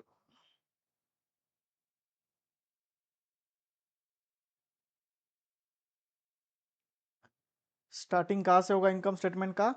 sales. Sales कितना दिया है अपने को? 24 लाख। उसमें से वेरिएबल कॉस्ट कितना माइनस होगा? 50%। यहाँ पे क्या करेंगे अपन? Minus variable cost at the rate 50%। कितना आएगा? 12 लाख। सिंपल है। तो इसके बाद क्या आएगा अपने पास? कंट्रीब्यूशन। कंट्रीब्यूशन कितना आता है? 12 लाख। तो अपन ने जो है कंट्रीब्यूशन तक का वर्किंग कर लिया। अभी अपन क्या करेंगे? यहाँ पे सिंपली अपना जो फिक्स कॉस्ट है 10 लाख का माइनस कर देंगे तो अपने को ईबीआईटी मिल जाएगा। तो देखो अपन क्या करेंगे? माइनस फिक्स कॉस्ट कितना है? 10 lakhs। तो आपको earning before interest and tax EBIT कितना मिला? 2 लाख रुपीज का। ठीक है। इसमें से अभी क्या माइनस होगा? फर्स्ट इंटरेस्ट माइनस करेंगे क्योंकि अपने पास डेट है 10 लाख का। तो अपन उस पर जो इंटरेस्ट आएगा वो माइनस करेंगे। तो यहाँ पे अपन लिखते हैं माइनस इंटरेस्ट एक्सपेंस। कितना आ रहा है? देखो यहाँ पे इंटरेस्ट एक्सपेंस कितना है? 10 लाख रुपीज मल्टीप्लाई बाय 10%। कितना आएगा? 1 लाख रुपीज। सिंपल है। ये तो आपको मैन्युअली भी कैलकुलेट करना आना चाहिए। तो यहाँ पे कितना आ जाएगा इंटरेस्ट अपना? 1 लाख रुपीज का। तो अपना अर्निंग बिफोर टैक्स कितना आएगा? अर्निंग बिफोर टैक्स कितना आएगा? 1 लाख। अभी इसमें से क्या माइनस करेंगे अपन? Tax expense. टैक्स कितना बोला है? 50% का। तो यहाँ पे अपन tax at the rate 50% minus कर लेंगे। तो कितना आएगा? देखो 50,000 टैक्स अपन ने माइनस किया तो अपना अर्निंग आफ्टर टैक्स आ जाएगा 50,000। तो आपने सिंपल तरीके से इनकम स्टेटमेंट बना लिया। अभी अपन सारे सॉल्यूशंस कर पाएंगे। ये एक एक सॉल्यूशन जो आपको इतना करना है एक एक सब कर पाएंगे अपन। स्टार्टिंग में फर्स्ट निकालते हैं अपन ऑपरेटिंग लेवरेज ए। Operating leverage. ऑपरेटिंग लेवरेज का फॉर्मूला क्या है? Contribution upon EBIT. अपन ने देखा था क्या करने का बहुत था अपने को? फिक्स कॉस्ट के यहाँ पे लाइन मार देने का। मतलब बन जाएगा कंट्रीब्यूशन अपॉन ईबीआईटी। तो क्या आता है अपना? कंट्रीब्यूशन कितना है? 12 लाख अपॉन ईबीआईटी। ईबीआईटी कितना है? 2 लाख। तो अपना ऑपरेटिंग लेवरेज कितना आ रहा है? 6। और यहाँ पे अपन क्या लिख देंगे? टाइम्स। तो ऑपरेटिंग लेवरेज कितना आ रहा है? 12 lakh divided bye 2 lakh that is 6 times.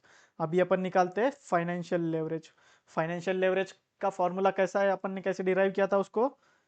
Financial leverage कब आता है? इंटरेस्ट एक्सपेंस की वजह से। यहाँ पे आप लाइन मार दोगे तो आपको क्या मिलेगा? EBIT upon EBT. तो ईबीआईटी क्या कितना है यहाँ पे? 2 लाख का। और ईबीटी कितना है? 1 लाख का। तो आपका फाइनेंशियल लेवरेज कितना आ गया? 2 टाइम्स। अभी बचा क्या है अपना? Third combined leverage. तो कंबाइंड लेवरेज का फॉर्मूला क्या है? Operating leverage multiply by financial leverage. कितना आ जाएगा? मतलब 6 multiply by 2 is equals to 12 times.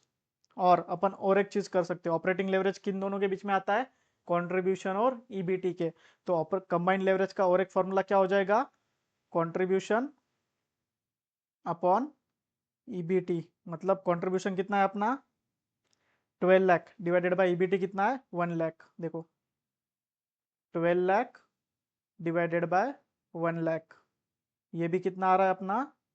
12 times. आपको एग्जाम में कोई भी एक मेथड से करना है, दोनों मेथड करने की जरूरत नहीं है। मैंने बस आपको रेफरेंस के लिए बता दिया। ठीक है। तो अपना जो है पहले 3 पार्ट खत्म हो गया है। ऑपरेटिंग लेवरेज निकाल लिया अपन ने, फाइनेंशियल लेवरेज निकाल लिया और कंबाइंड लेवरेज भी अपन ने निकाल लिया। अभी अपन निकालेंगे रिटर्न ऑन इन्वेस्टमेंट। तो रिटर्न ऑन इन्वेस्टमेंट मतलब इन्वेस्टमेंट निकालते हैं। रिटर्न ऑन इन्वेस्टमेंट मतलब क्या पूछा है यहाँ पे? देखो point of view of share holders के पॉइंट ऑफ व्यू से पूछा है। Point of view of equity share holders. तो इक्विटी शेयर होल्डर्स के लिए रिटर्न ऑन इन्वेस्टमेंट मतलब क्या रहेगा? रिटर्न ऑन इक्विटी मतलब इक्विटी शेयर कैपिटल इन्वेस्ट करके अपन ने कितना मनी अर्न किया है। तो वो कैसे निकलेगा? देखो अपना अपन ने अर्निंग आफ्टर टैक्स कितना कमाया? 50,000। ये 50,000 किसका है? अपने इक्विटी शेयर होल्डर्स का। तो अपना इक्विटी शेयर होल्डर्स का इन्वेस्टमेंट कितना था? 10 लाख रुपीज का। तो अपन ने 10 लाख रुपीज पे 50,000 रुपीज कमाया। देखो यहाँ पे डी वाला सॉल्व कर रहे हैं अपन। रिटर्न ऑन इक्विटी या फिर इसको ही क्या बोलते हैं अपन? इन्वेस्टमेंट। रिटर्न ऑन इन्वेस्टमेंट मतलब क्या है? Earning after tax divided by equity share holders fund. तो कितना था अपना? 10 लाख रुपीज। तो यहाँ पे आंसर कितना आता है अपना? 5%। ठीक है। तो आपका डी वाला पार्ट भी खत्म हो गया। अभी बचता क्या है, ये लास्ट वाला पार्ट। यहाँ पे क्या बोला, if the sales increases by 6 lakh what will be the new EBIT. तो अपन ये कैसे निकालेंगे, देखो यहाँ पे फर्स्ट अपन क्या करेंगे पता है क्या, परसेंटेज चेंज इन सेल्स निकालेंगे। ई में अपन क्या निकाल रहे हैं पहले, परसेंटेज चेंज इन सेल्स, कितना आता है वो 6 लाख। परसेंटेज चेंज, चेंज कितना हो रहा है, न्यू ईबी सेल्स बढ़ कितने से रहा है 6 लाख से, और अपना ओरिजिनल सेल्स कितना था 24 लाख।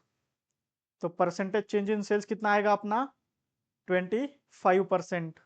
अभी अपन ने देखो, आपको यहाँ पे क्या है, परसेंटेज चेंज इन सेल्स निकाला अपन ने, और अपने को पूछा क्या है अभी, what will be the new EBIT. तो ये सेल्स और ईबीआईटी, ये जो सेल्स और ईबीआईटी है, ये दोनों का रिलेशन अपने को कौन बताता है, ऑपरेटिंग लेवरेज। दोनों का रिलेशन अपने को कौन बताता है, ऑपरेटिंग लेवरेज। तो अपन यहाँ पे क्या करेंगे, ऑपरेटिंग लेवरेज का सेकेंड वाला फॉर्मूला यूज करेंगे, जो अपन ने परसेंटेज वाला सीखा था। ऑपरेटिंग लेवरेज का सेकेंड वाला फॉर्मूला क्या था, percentage change in EBIT upon percentage change in sales. Simply अपन ने क्या किया था, कंट्रीब्यूशन अपॉन ईबीआईटी, उसका उल्टा कर दिया। और क्योंकि कंट्रीब्यूशन चेंज या फिर percentage change in sales equal होता है, इसलिए अपन ने यहाँ पे ये वाला लिख दिया, क्योंकि अपने को यहाँ पे sales percentage change in sales का इन्फॉर्मेशन दिया है। अभी अपना ऑपरेटिंग लेवरेज कितना आया था 6, ऊपर देखो यहाँ पे अपन ने कैलकुलेट किया था ना, ऑपरेटिंग लेवरेज कितना आ रहा है यहाँ पे अपना 6 टाइम्स। तो अपन ने ऑपरेटिंग लेवरेज यहाँ पे 6 ले लिया। परसेंटेज चेंज इन ईबीआईटी अपने को निकालना है कि ईबीआईटी कितने से चेंज हो रहा है, ये अपने को निकालना है। और अपने को परसेंटेज चेंज इन सेल्स कितना दिया है, अपन ने निकाला यहाँ पे 25%। तो बस ये 25% आप यहाँ पे डाल दो, तो आपको मिल जाएगा परसेंटेज चेंज इन ईबीआईटी कितना आ रहा है, ये 150%। ठीक है। तो अभी देखो अपन ने क्या निकाला, सिर्फ परसेंटेज चेंज, मतलब अपना सेल्स अगर 25% से चेंज होगा तो आपका ईबीआईटी 150% से चेंज हो जाएगा। अभी अपने को यहाँ पे पूछा क्या है, if the sales increases by 6 lakh what will be the new EBIT. मतलब यहाँ पे इंक्रीज, तो अगर अपना सेल्स अगर 25% से इंक्रीज हो रहा है तो अपना ईबीआईटी 150% से इंक्रीज होगा। तो अपना न्यू ईबीआईटी कितना आएगा, न्यू ईबीआईटी कितना आएगा, ओरिजिनल ईबीआईटी कितना था अपना 2 लाख, 2 लाख प्लस 150% ऑफ 2 लाख कितना आता है, ये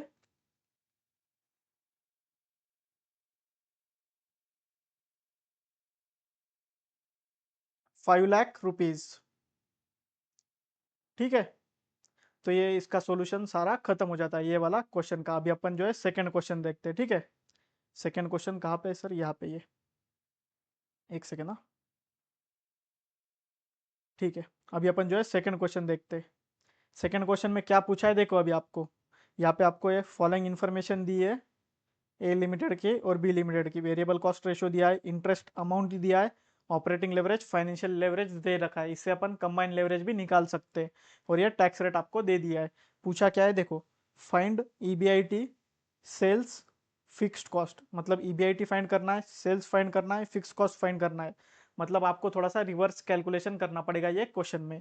और identify the company which is better place based on leverages, मतलब लेवरेजेस के बेसिस पे अपने को आइडेंटिफाई करना है कि कौन सा कंपनी अच्छा है। तो अपन इसका सॉल्यूशन स्टार्ट करते हैं। अपने को फर्स्ट क्या करना पड़ेगा पता है क्या, अभी देखो यहाँ पे आपको फाइनेंशियल लेवरेज दिया है और आपको इंटरेस्ट अमाउंट दिया है। यहाँ पे अपन एक इंपॉर्टेंट चीज सीखने वाले, देखो फाइनेंशियल लेवरेज का फॉर्मूला क्या होता है, ईबीआईटी अपॉन ईबीटी।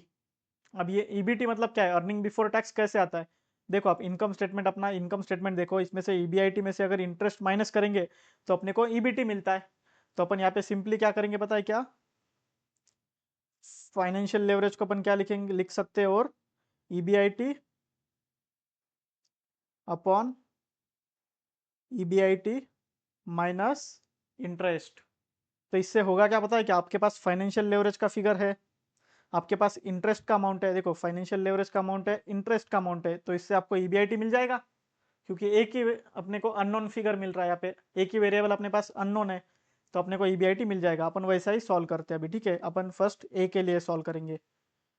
तो क्या करना है अपन ने, फाइनेंशियल लेवरेज, अपना फाइनेंशियल लेवरेज कितना है ए का 3, तो financial leverage 3 equals to EBIT निकालना है अपने को अपॉन ईबीआईटी माइनस इंटरेस्ट कितना है ए में 20,000 का।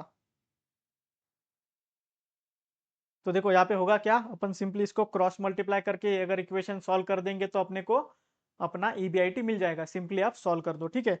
क्या करेंगे यहाँ पे, 3 ईबीआईटी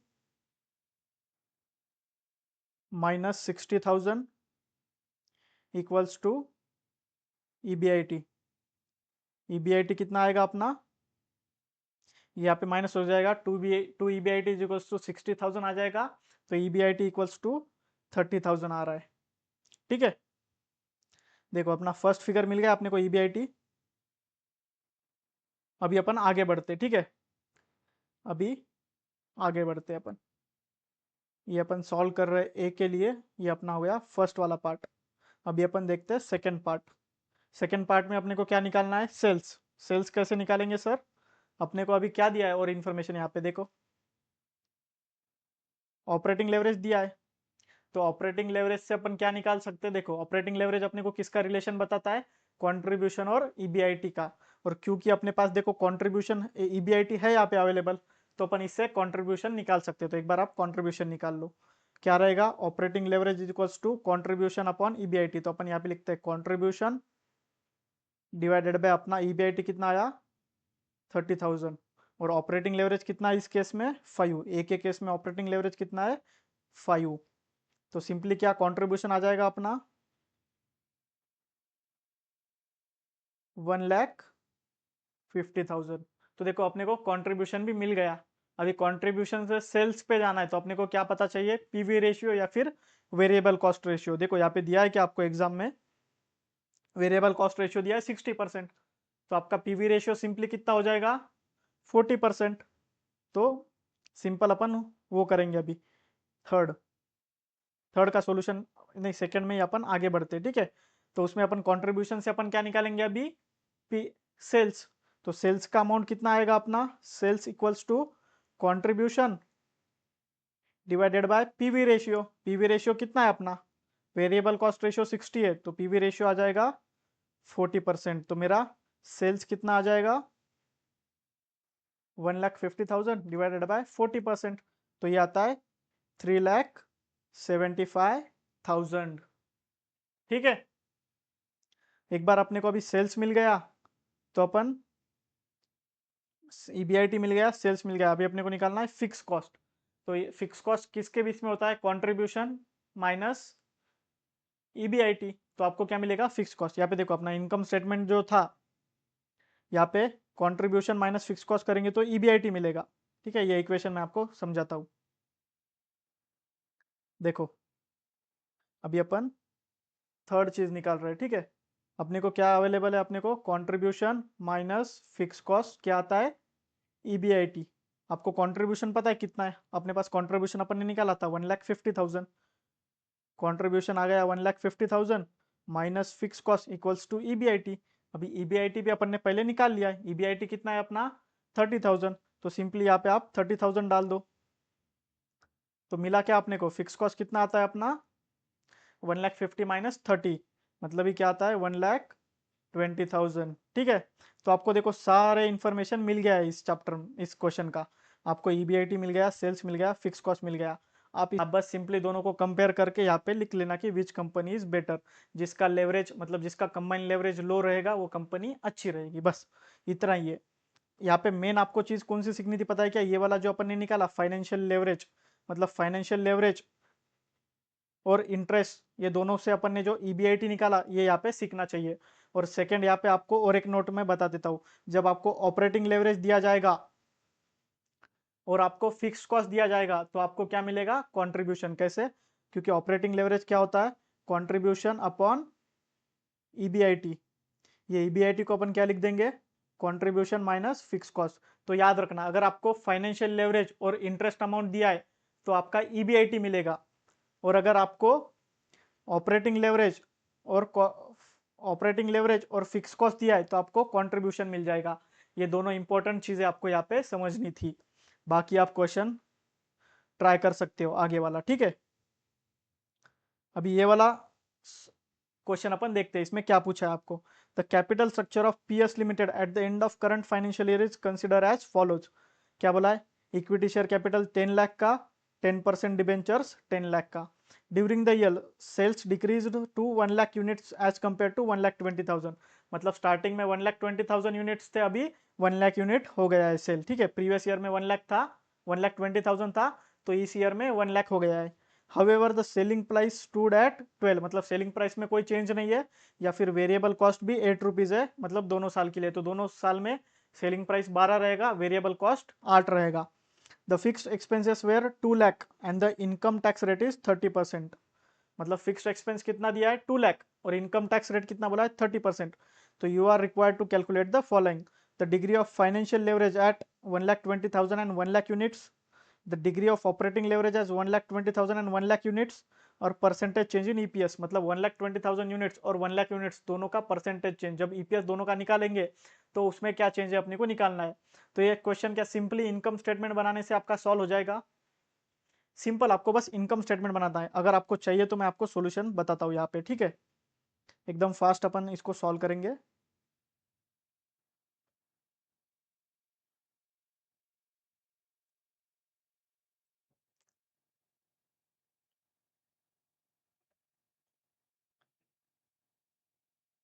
देखो सेल्स कितना है अपना, प्रीवियस ईयर में कितने यूनिट्स थे 1,20,000 यूनिट्स, और करंट ईयर में कितने 1 लाख यूनिट्स। तो आपका कंट्रीब्यूशन पर यूनिट कितना है, देखो यहाँ पे कंट्रीब्यूशन पर यूनिट 12 माइनस 8, मतलब कितना आ जाएगा ₹4। तो ₹4 पर कंट्रीब्यूशन है पर यूनिट का, तो टोटल कंट्रीब्यूशन कितना आ जाएगा अपने को, देखो कंट्रीब्यूशन कितना आ जाएगा 1,20,000 मल्टीप्लाई बाय 4, मतलब 4,80,000, और यहाँ पे कंट्रीब्यूशन आ जाएगा 4 लाख। उसमें से अपन माइनस करेंगे फिक्स कॉस्ट जो कि अपने को दे रखा है 2 लाख रुपीज। फिक्स कॉस्ट दोनों जगह पे 2 लाख रुपीज आ जाएगा। तो दोनों माइनस करेंगे तो अपने को क्या मिल जाएगा, ईबीआईटी कितना आ रहा है, यहाँ पे आ रहा है 2,80,000, यहाँ पे आ रहा है 2 लाख। अभी आपको ईबीआईटी पता चल गया, सिंपली इसमें से इंटरेस्ट एक्सपेंस माइनस कर दो तो आपको अर्निंग बिफोर टैक्स मिल जाएगा। इंटरेस्ट कितना है दोनों केस में देख लो एक बार। इंटरेस्ट का क्या बोला यहाँ पे इन्फॉर्मेशन आपको, 10% डिबेंचर्स ऑफ ₹100 इच 10 लाख के, मतलब 10 लाख पे 10% इंटरेस्ट है, मतलब इंटरेस्ट कितना आ रहा है 1 लाख रुपीज। दोनों केस में 1 लाख रुपीज माइनस कर दो। सिंपल इनकम स्टेटमेंट का सवाल है। अब आपको अगर इनकम स्टेटमेंट आ जाएगा तो आपको सारा आ जाएगा। देखो यहाँ पे ईबीआईटी कितना आ गया अपना 1,80,000, यहाँ पे आ गया 1 लाख। अर्निंग बिफोर टैक्स, इसमें से क्या करेंगे अपन, अभी टैक्स माइनस करेंगे तो आएगा earning after tax minus tax at the rate 30%। Tax कितना आएगा 1,80,000 इंटू 30%, 54,000 यहाँ पे आ रहा है, यहाँ पे आ रहा है 30,000। तो अर्निंग आफ्टर टैक्स कितना बन जाएगा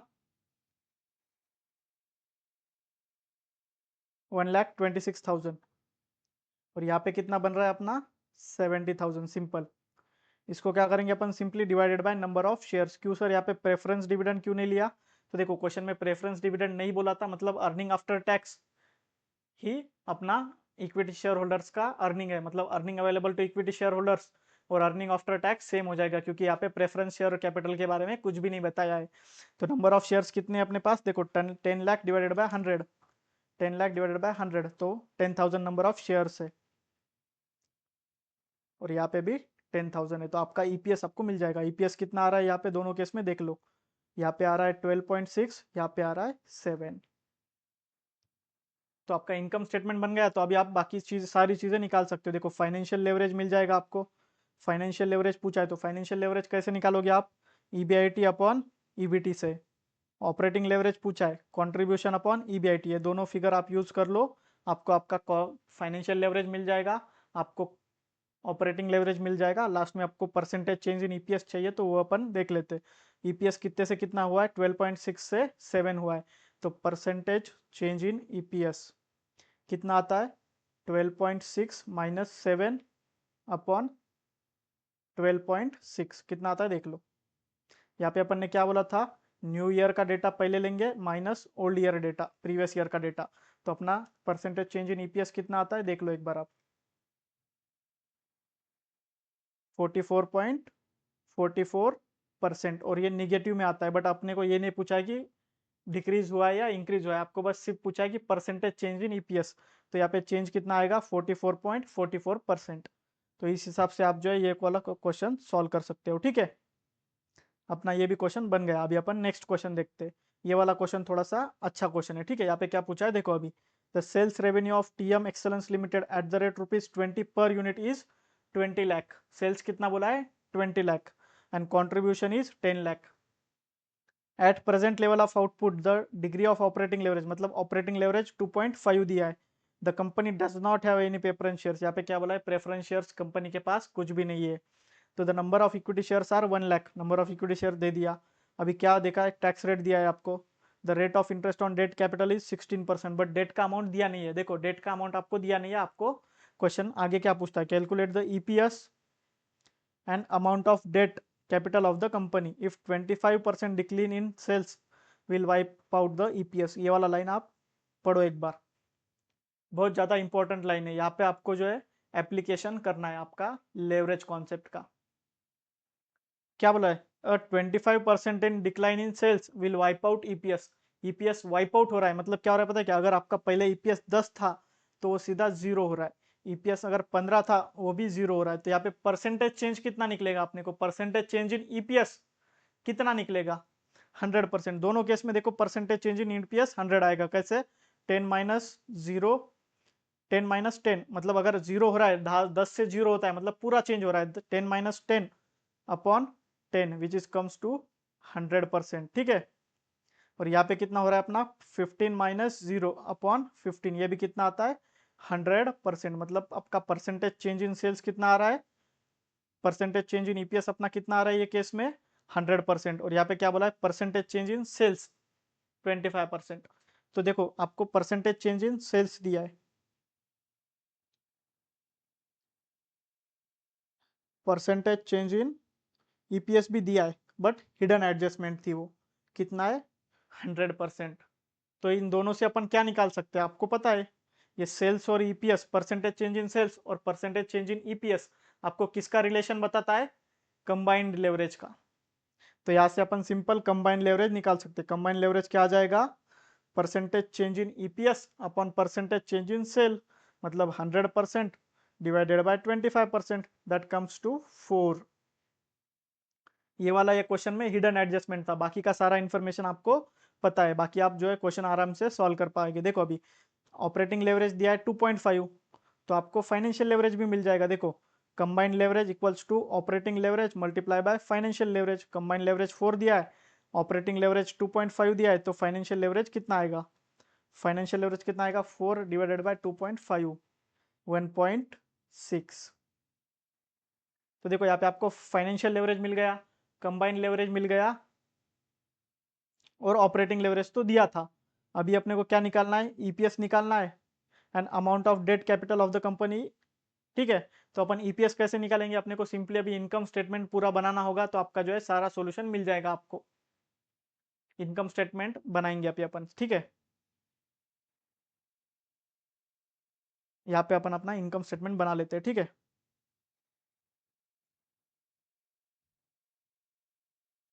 उसमें आपको एक दो वर्किंग नोट्स रहेंगे, तो वर्किंग नोट्स अपन साथ साथ में देखते चलेंगे। ठीक है, तो देखो सेल्स कितना बोला है आपको, 20 लाख, और कंट्रीब्यूशन दिया है 10 लाख। सेल्स दिया है 20 लाख, कंट्रीब्यूशन दिया है 10 लाख। इसका मतलब क्या है, अपना वेरिएबल कॉस्ट कितना है, 10 लाख। कैसे निकाला अपन ने, बैलेंसिंग फिगर से, इसको अपन स्टार मार्क कर देंगे। ठीक है, तो आपके पास कंट्रीब्यूशन आ गया। अभी कंट्रीब्यूशन से अपन क्या माइनस करेंगे, फिक्स्ड कॉस्ट। तो क्या आपने को फिक्स्ड कॉस्ट दिया है क्वेश्चन में, देखो ये यहाँ पे अपने को फिक्स कॉस्ट दिया नहीं है, तो फिक्स कॉस्ट कहाँ से निकालेंगे सर। देखो अपने पास क्या है यहाँ पे, ऑपरेटिंग लेवरेज है, ऑपरेटिंग लेवरेज 2.5 दिया है। तो आप क्या आपको कंट्रीब्यूशन दिया है और आपको ऑपरेटिंग लेवरेज दिया है, तो क्या आप ईबीआईटी निकाल सकते हो सीधा।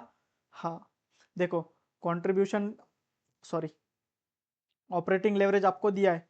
ऑपरेटिंग लेवरेज क्या होता है, कंट्रीब्यूशन अपॉन ईबीआईटी। अपने को कंट्रीब्यूशन दिया है 10 लाख, डिवाइडेड बाय क्या रहेगा, ईबीआईटी।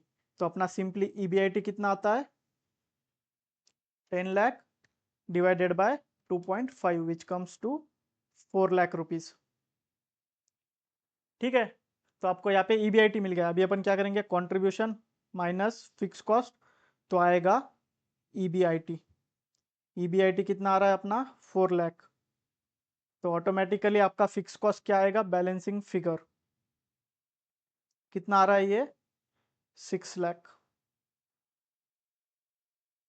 ये भी स्टार मार्क क्योंकि ये बैलेंसिंग फिगर है।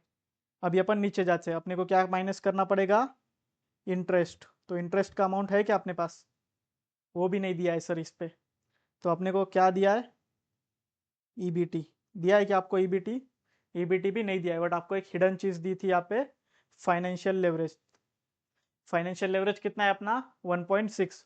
तो आप फाइनेंशियल लेवरेज की मदद से आप ईबीआईटी तक पहुंच सकते हो, क्योंकि ईबीआईटी और ईबीटी का रिलेशन आपको कौन बताता है, फाइनेंशियल लेवरेज। तो देखो आपका फाइनेंशियल लेवरेज कितना है, 1.6 इज इक्वल्स टू क्या आएगा, ईबीआईटी। ईबीआईटी अपन ने प्रीवियस निकाल रखा है 4 लाख, डिवाइडेड बाय क्या आएगा, ईबीटी।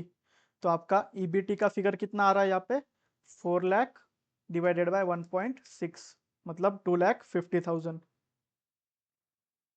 आपको अगर ईबीटी मिल गया तो आपका इंटरेस्ट जो है बैलेंसिंग फिगर फिर से मिल जाएगा आपको, balancing figure.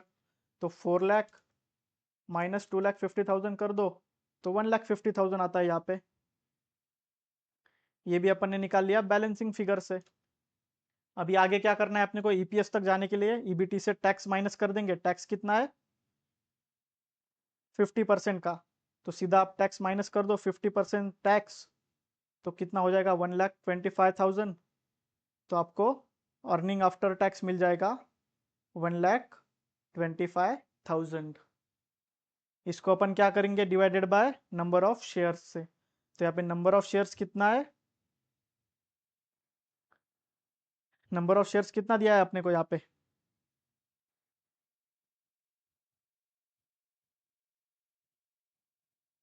Number of shares कितना दिया है अपने को, 1 लाख।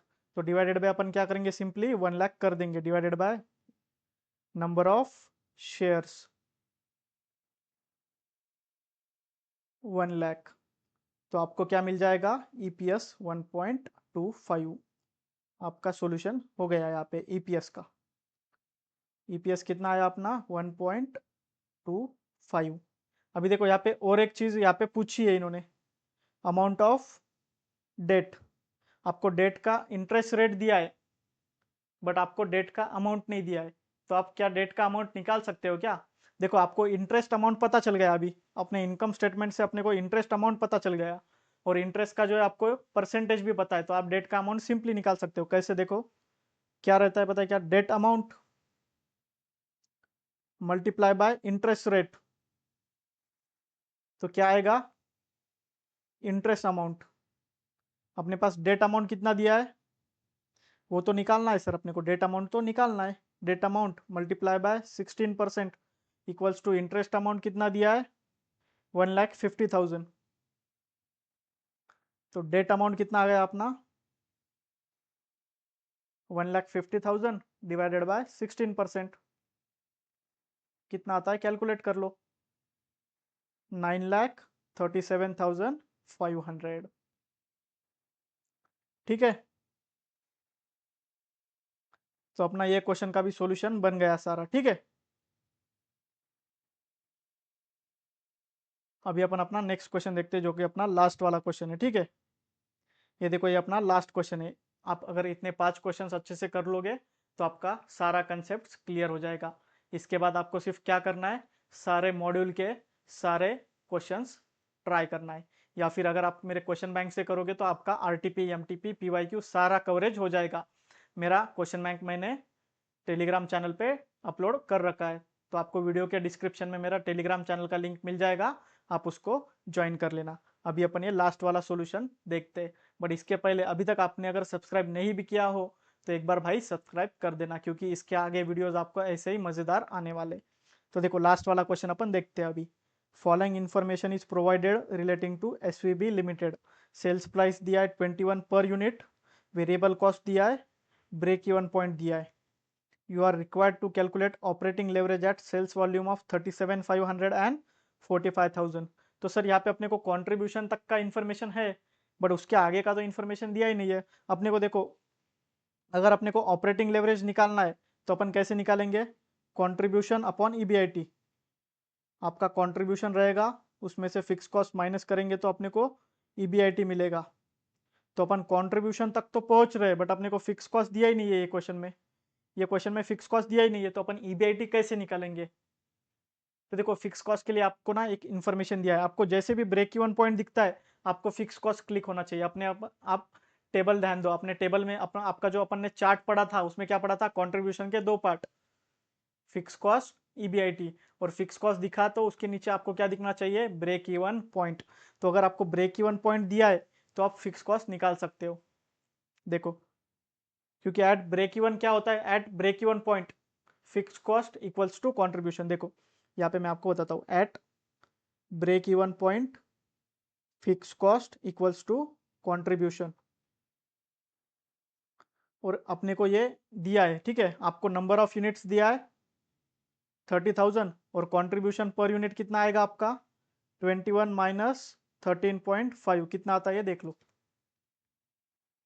पर यूनिट कंट्रीब्यूशन दिया है आपको 7.5, तो आपका break even point multiply by contribution per unit, तो आपको क्या मिलेगा? Fix cost. देखो अपना जो फॉर्मूला था ब्रेक इवन पॉइंट यूनिट्स का क्या था?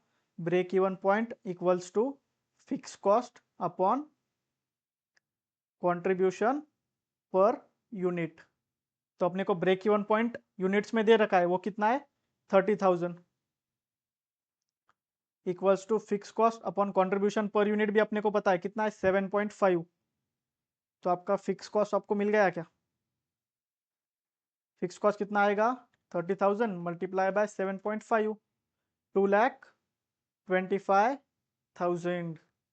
तो आपको जो है आपका फिक्स कॉस्ट मिल गया। और यहाँ पे भी अपन कैसे करेंगे? कंट्रीब्यूशन कितना है?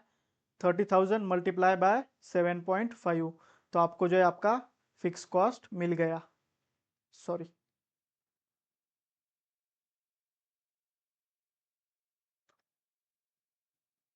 ठीक है। तो आपको एक बार अगर फिक्स कॉस्ट मिल गया फिर तो आपको ये क्वेश्चन एकदम आसान जाएगा। अभी अपने को क्या करना है? बस दो सेल्स वॉल्यूम 37,500 पे और 45,000 यूनिट्स पे अपने को इनकम स्टेटमेंट बना के सिर्फ ऑपरेटिंग लेवरेज बनाना है, तो अपन वो सिंपली बना लेंगे, ठीक है।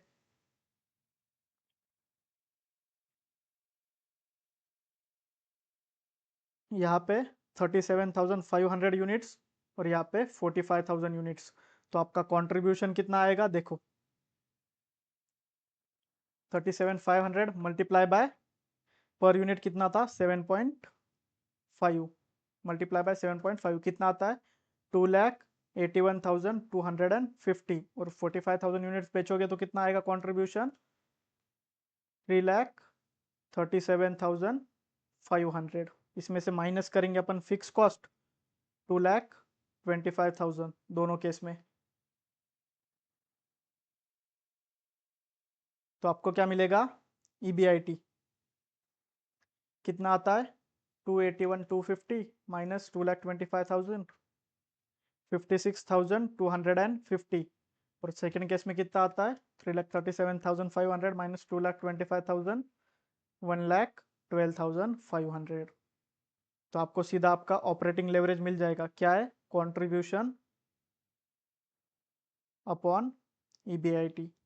तो दोनों केस में आप कैलकुलेट करो, 2,81,250 डिवाइडेड बाय 56,250 कितना आता है इस केस में? 5। और सेकेंड केस में कितना आता है? 3,37,500 डिवाइडेड बाय 1,12,500 मतलब 3। तो आपका जो है सारा सॉल्यूशन खत्म हो गया। इसमें आपको सिर्फ क्या कॉन्सेप्ट याद रखना था कि अगर आपको ब्रेक इवन पॉइंट यूनिट्स में दिया है और कंट्रीब्यूशन पर यूनिट दिया है तो आपको फिक्स कॉस्ट मिल जाएगा। और सिमिलर क्वेश्चन आप आईसीआई जो है मार्जिन ऑफ सेफ्टी का भी बना सकती है। तो आपको ये दोनों चीज़ें समझना चाहिए। इसमें आपको बस ब्रेक इवन पॉइंट और मार्जिन ऑफ सेफ्टी का एप्लीकेशन दिया है। तो यहाँ पे अपने जो है सारे क्वेश्चंस खत्म हो जाते हैं। अपन ने ये टॉपिक में अपन ने जो है अभी तक सारे कंसेप्ट समझ लिए, सारे कंसेप्ट का एप्लीकेशन देख लिया। अभी आपने बस क्या करना है, आज के दिन सारे कंसेप्ट का आप एक बार रिवीजन कर लो और अगले 2 या 3 दिन में आप सारे क्वेश्चंस मेरे क्वेश्चन बैंक में से सॉल्व कर लेना, सो दैट आपका जो है सारा चैप्टर ये ख़त्म हो जाएगा एकदम अच्छे से। और मेरे क्वेश्चन बैंक के साथ मैं आपको जो है सॉल्यूशन बुक भी देने वाला हूँ हैंड रिटन, जिसमें मैं मेरे मेथड से सारे क्वेश्चन सॉल्व करूंगा। अपन ने जैसे यहाँ पे सारे सॉल्व किए उसी मेथड से आपको सॉल्यूशन बुक में मिलेंगे, तो आपका जो है सारा प्रिपरेशन एकदम अच्छे से हो जाएगा। तो आई होप सो कि आपको ये वीडियो पसंद आया हो, और अगर अभी तक भी आपने सब्सक्राइब नहीं किया है तो भाई सब्सक्राइब भी करना, लाइक भी करना, और इसमें कमेंट भी करना कि भाई लेवरेज चैप्टर आपको कंसेप्चुअली समझा या नहीं। ठीक है, तो मिलते हैं अभी अपन अपने नेक्स्ट वीडियो में, जो कि अपना रहेगा कॉस्ट ऑफ कैपिटल का रिवीजन। तो तब तक के लिए bye bye, thank you so much.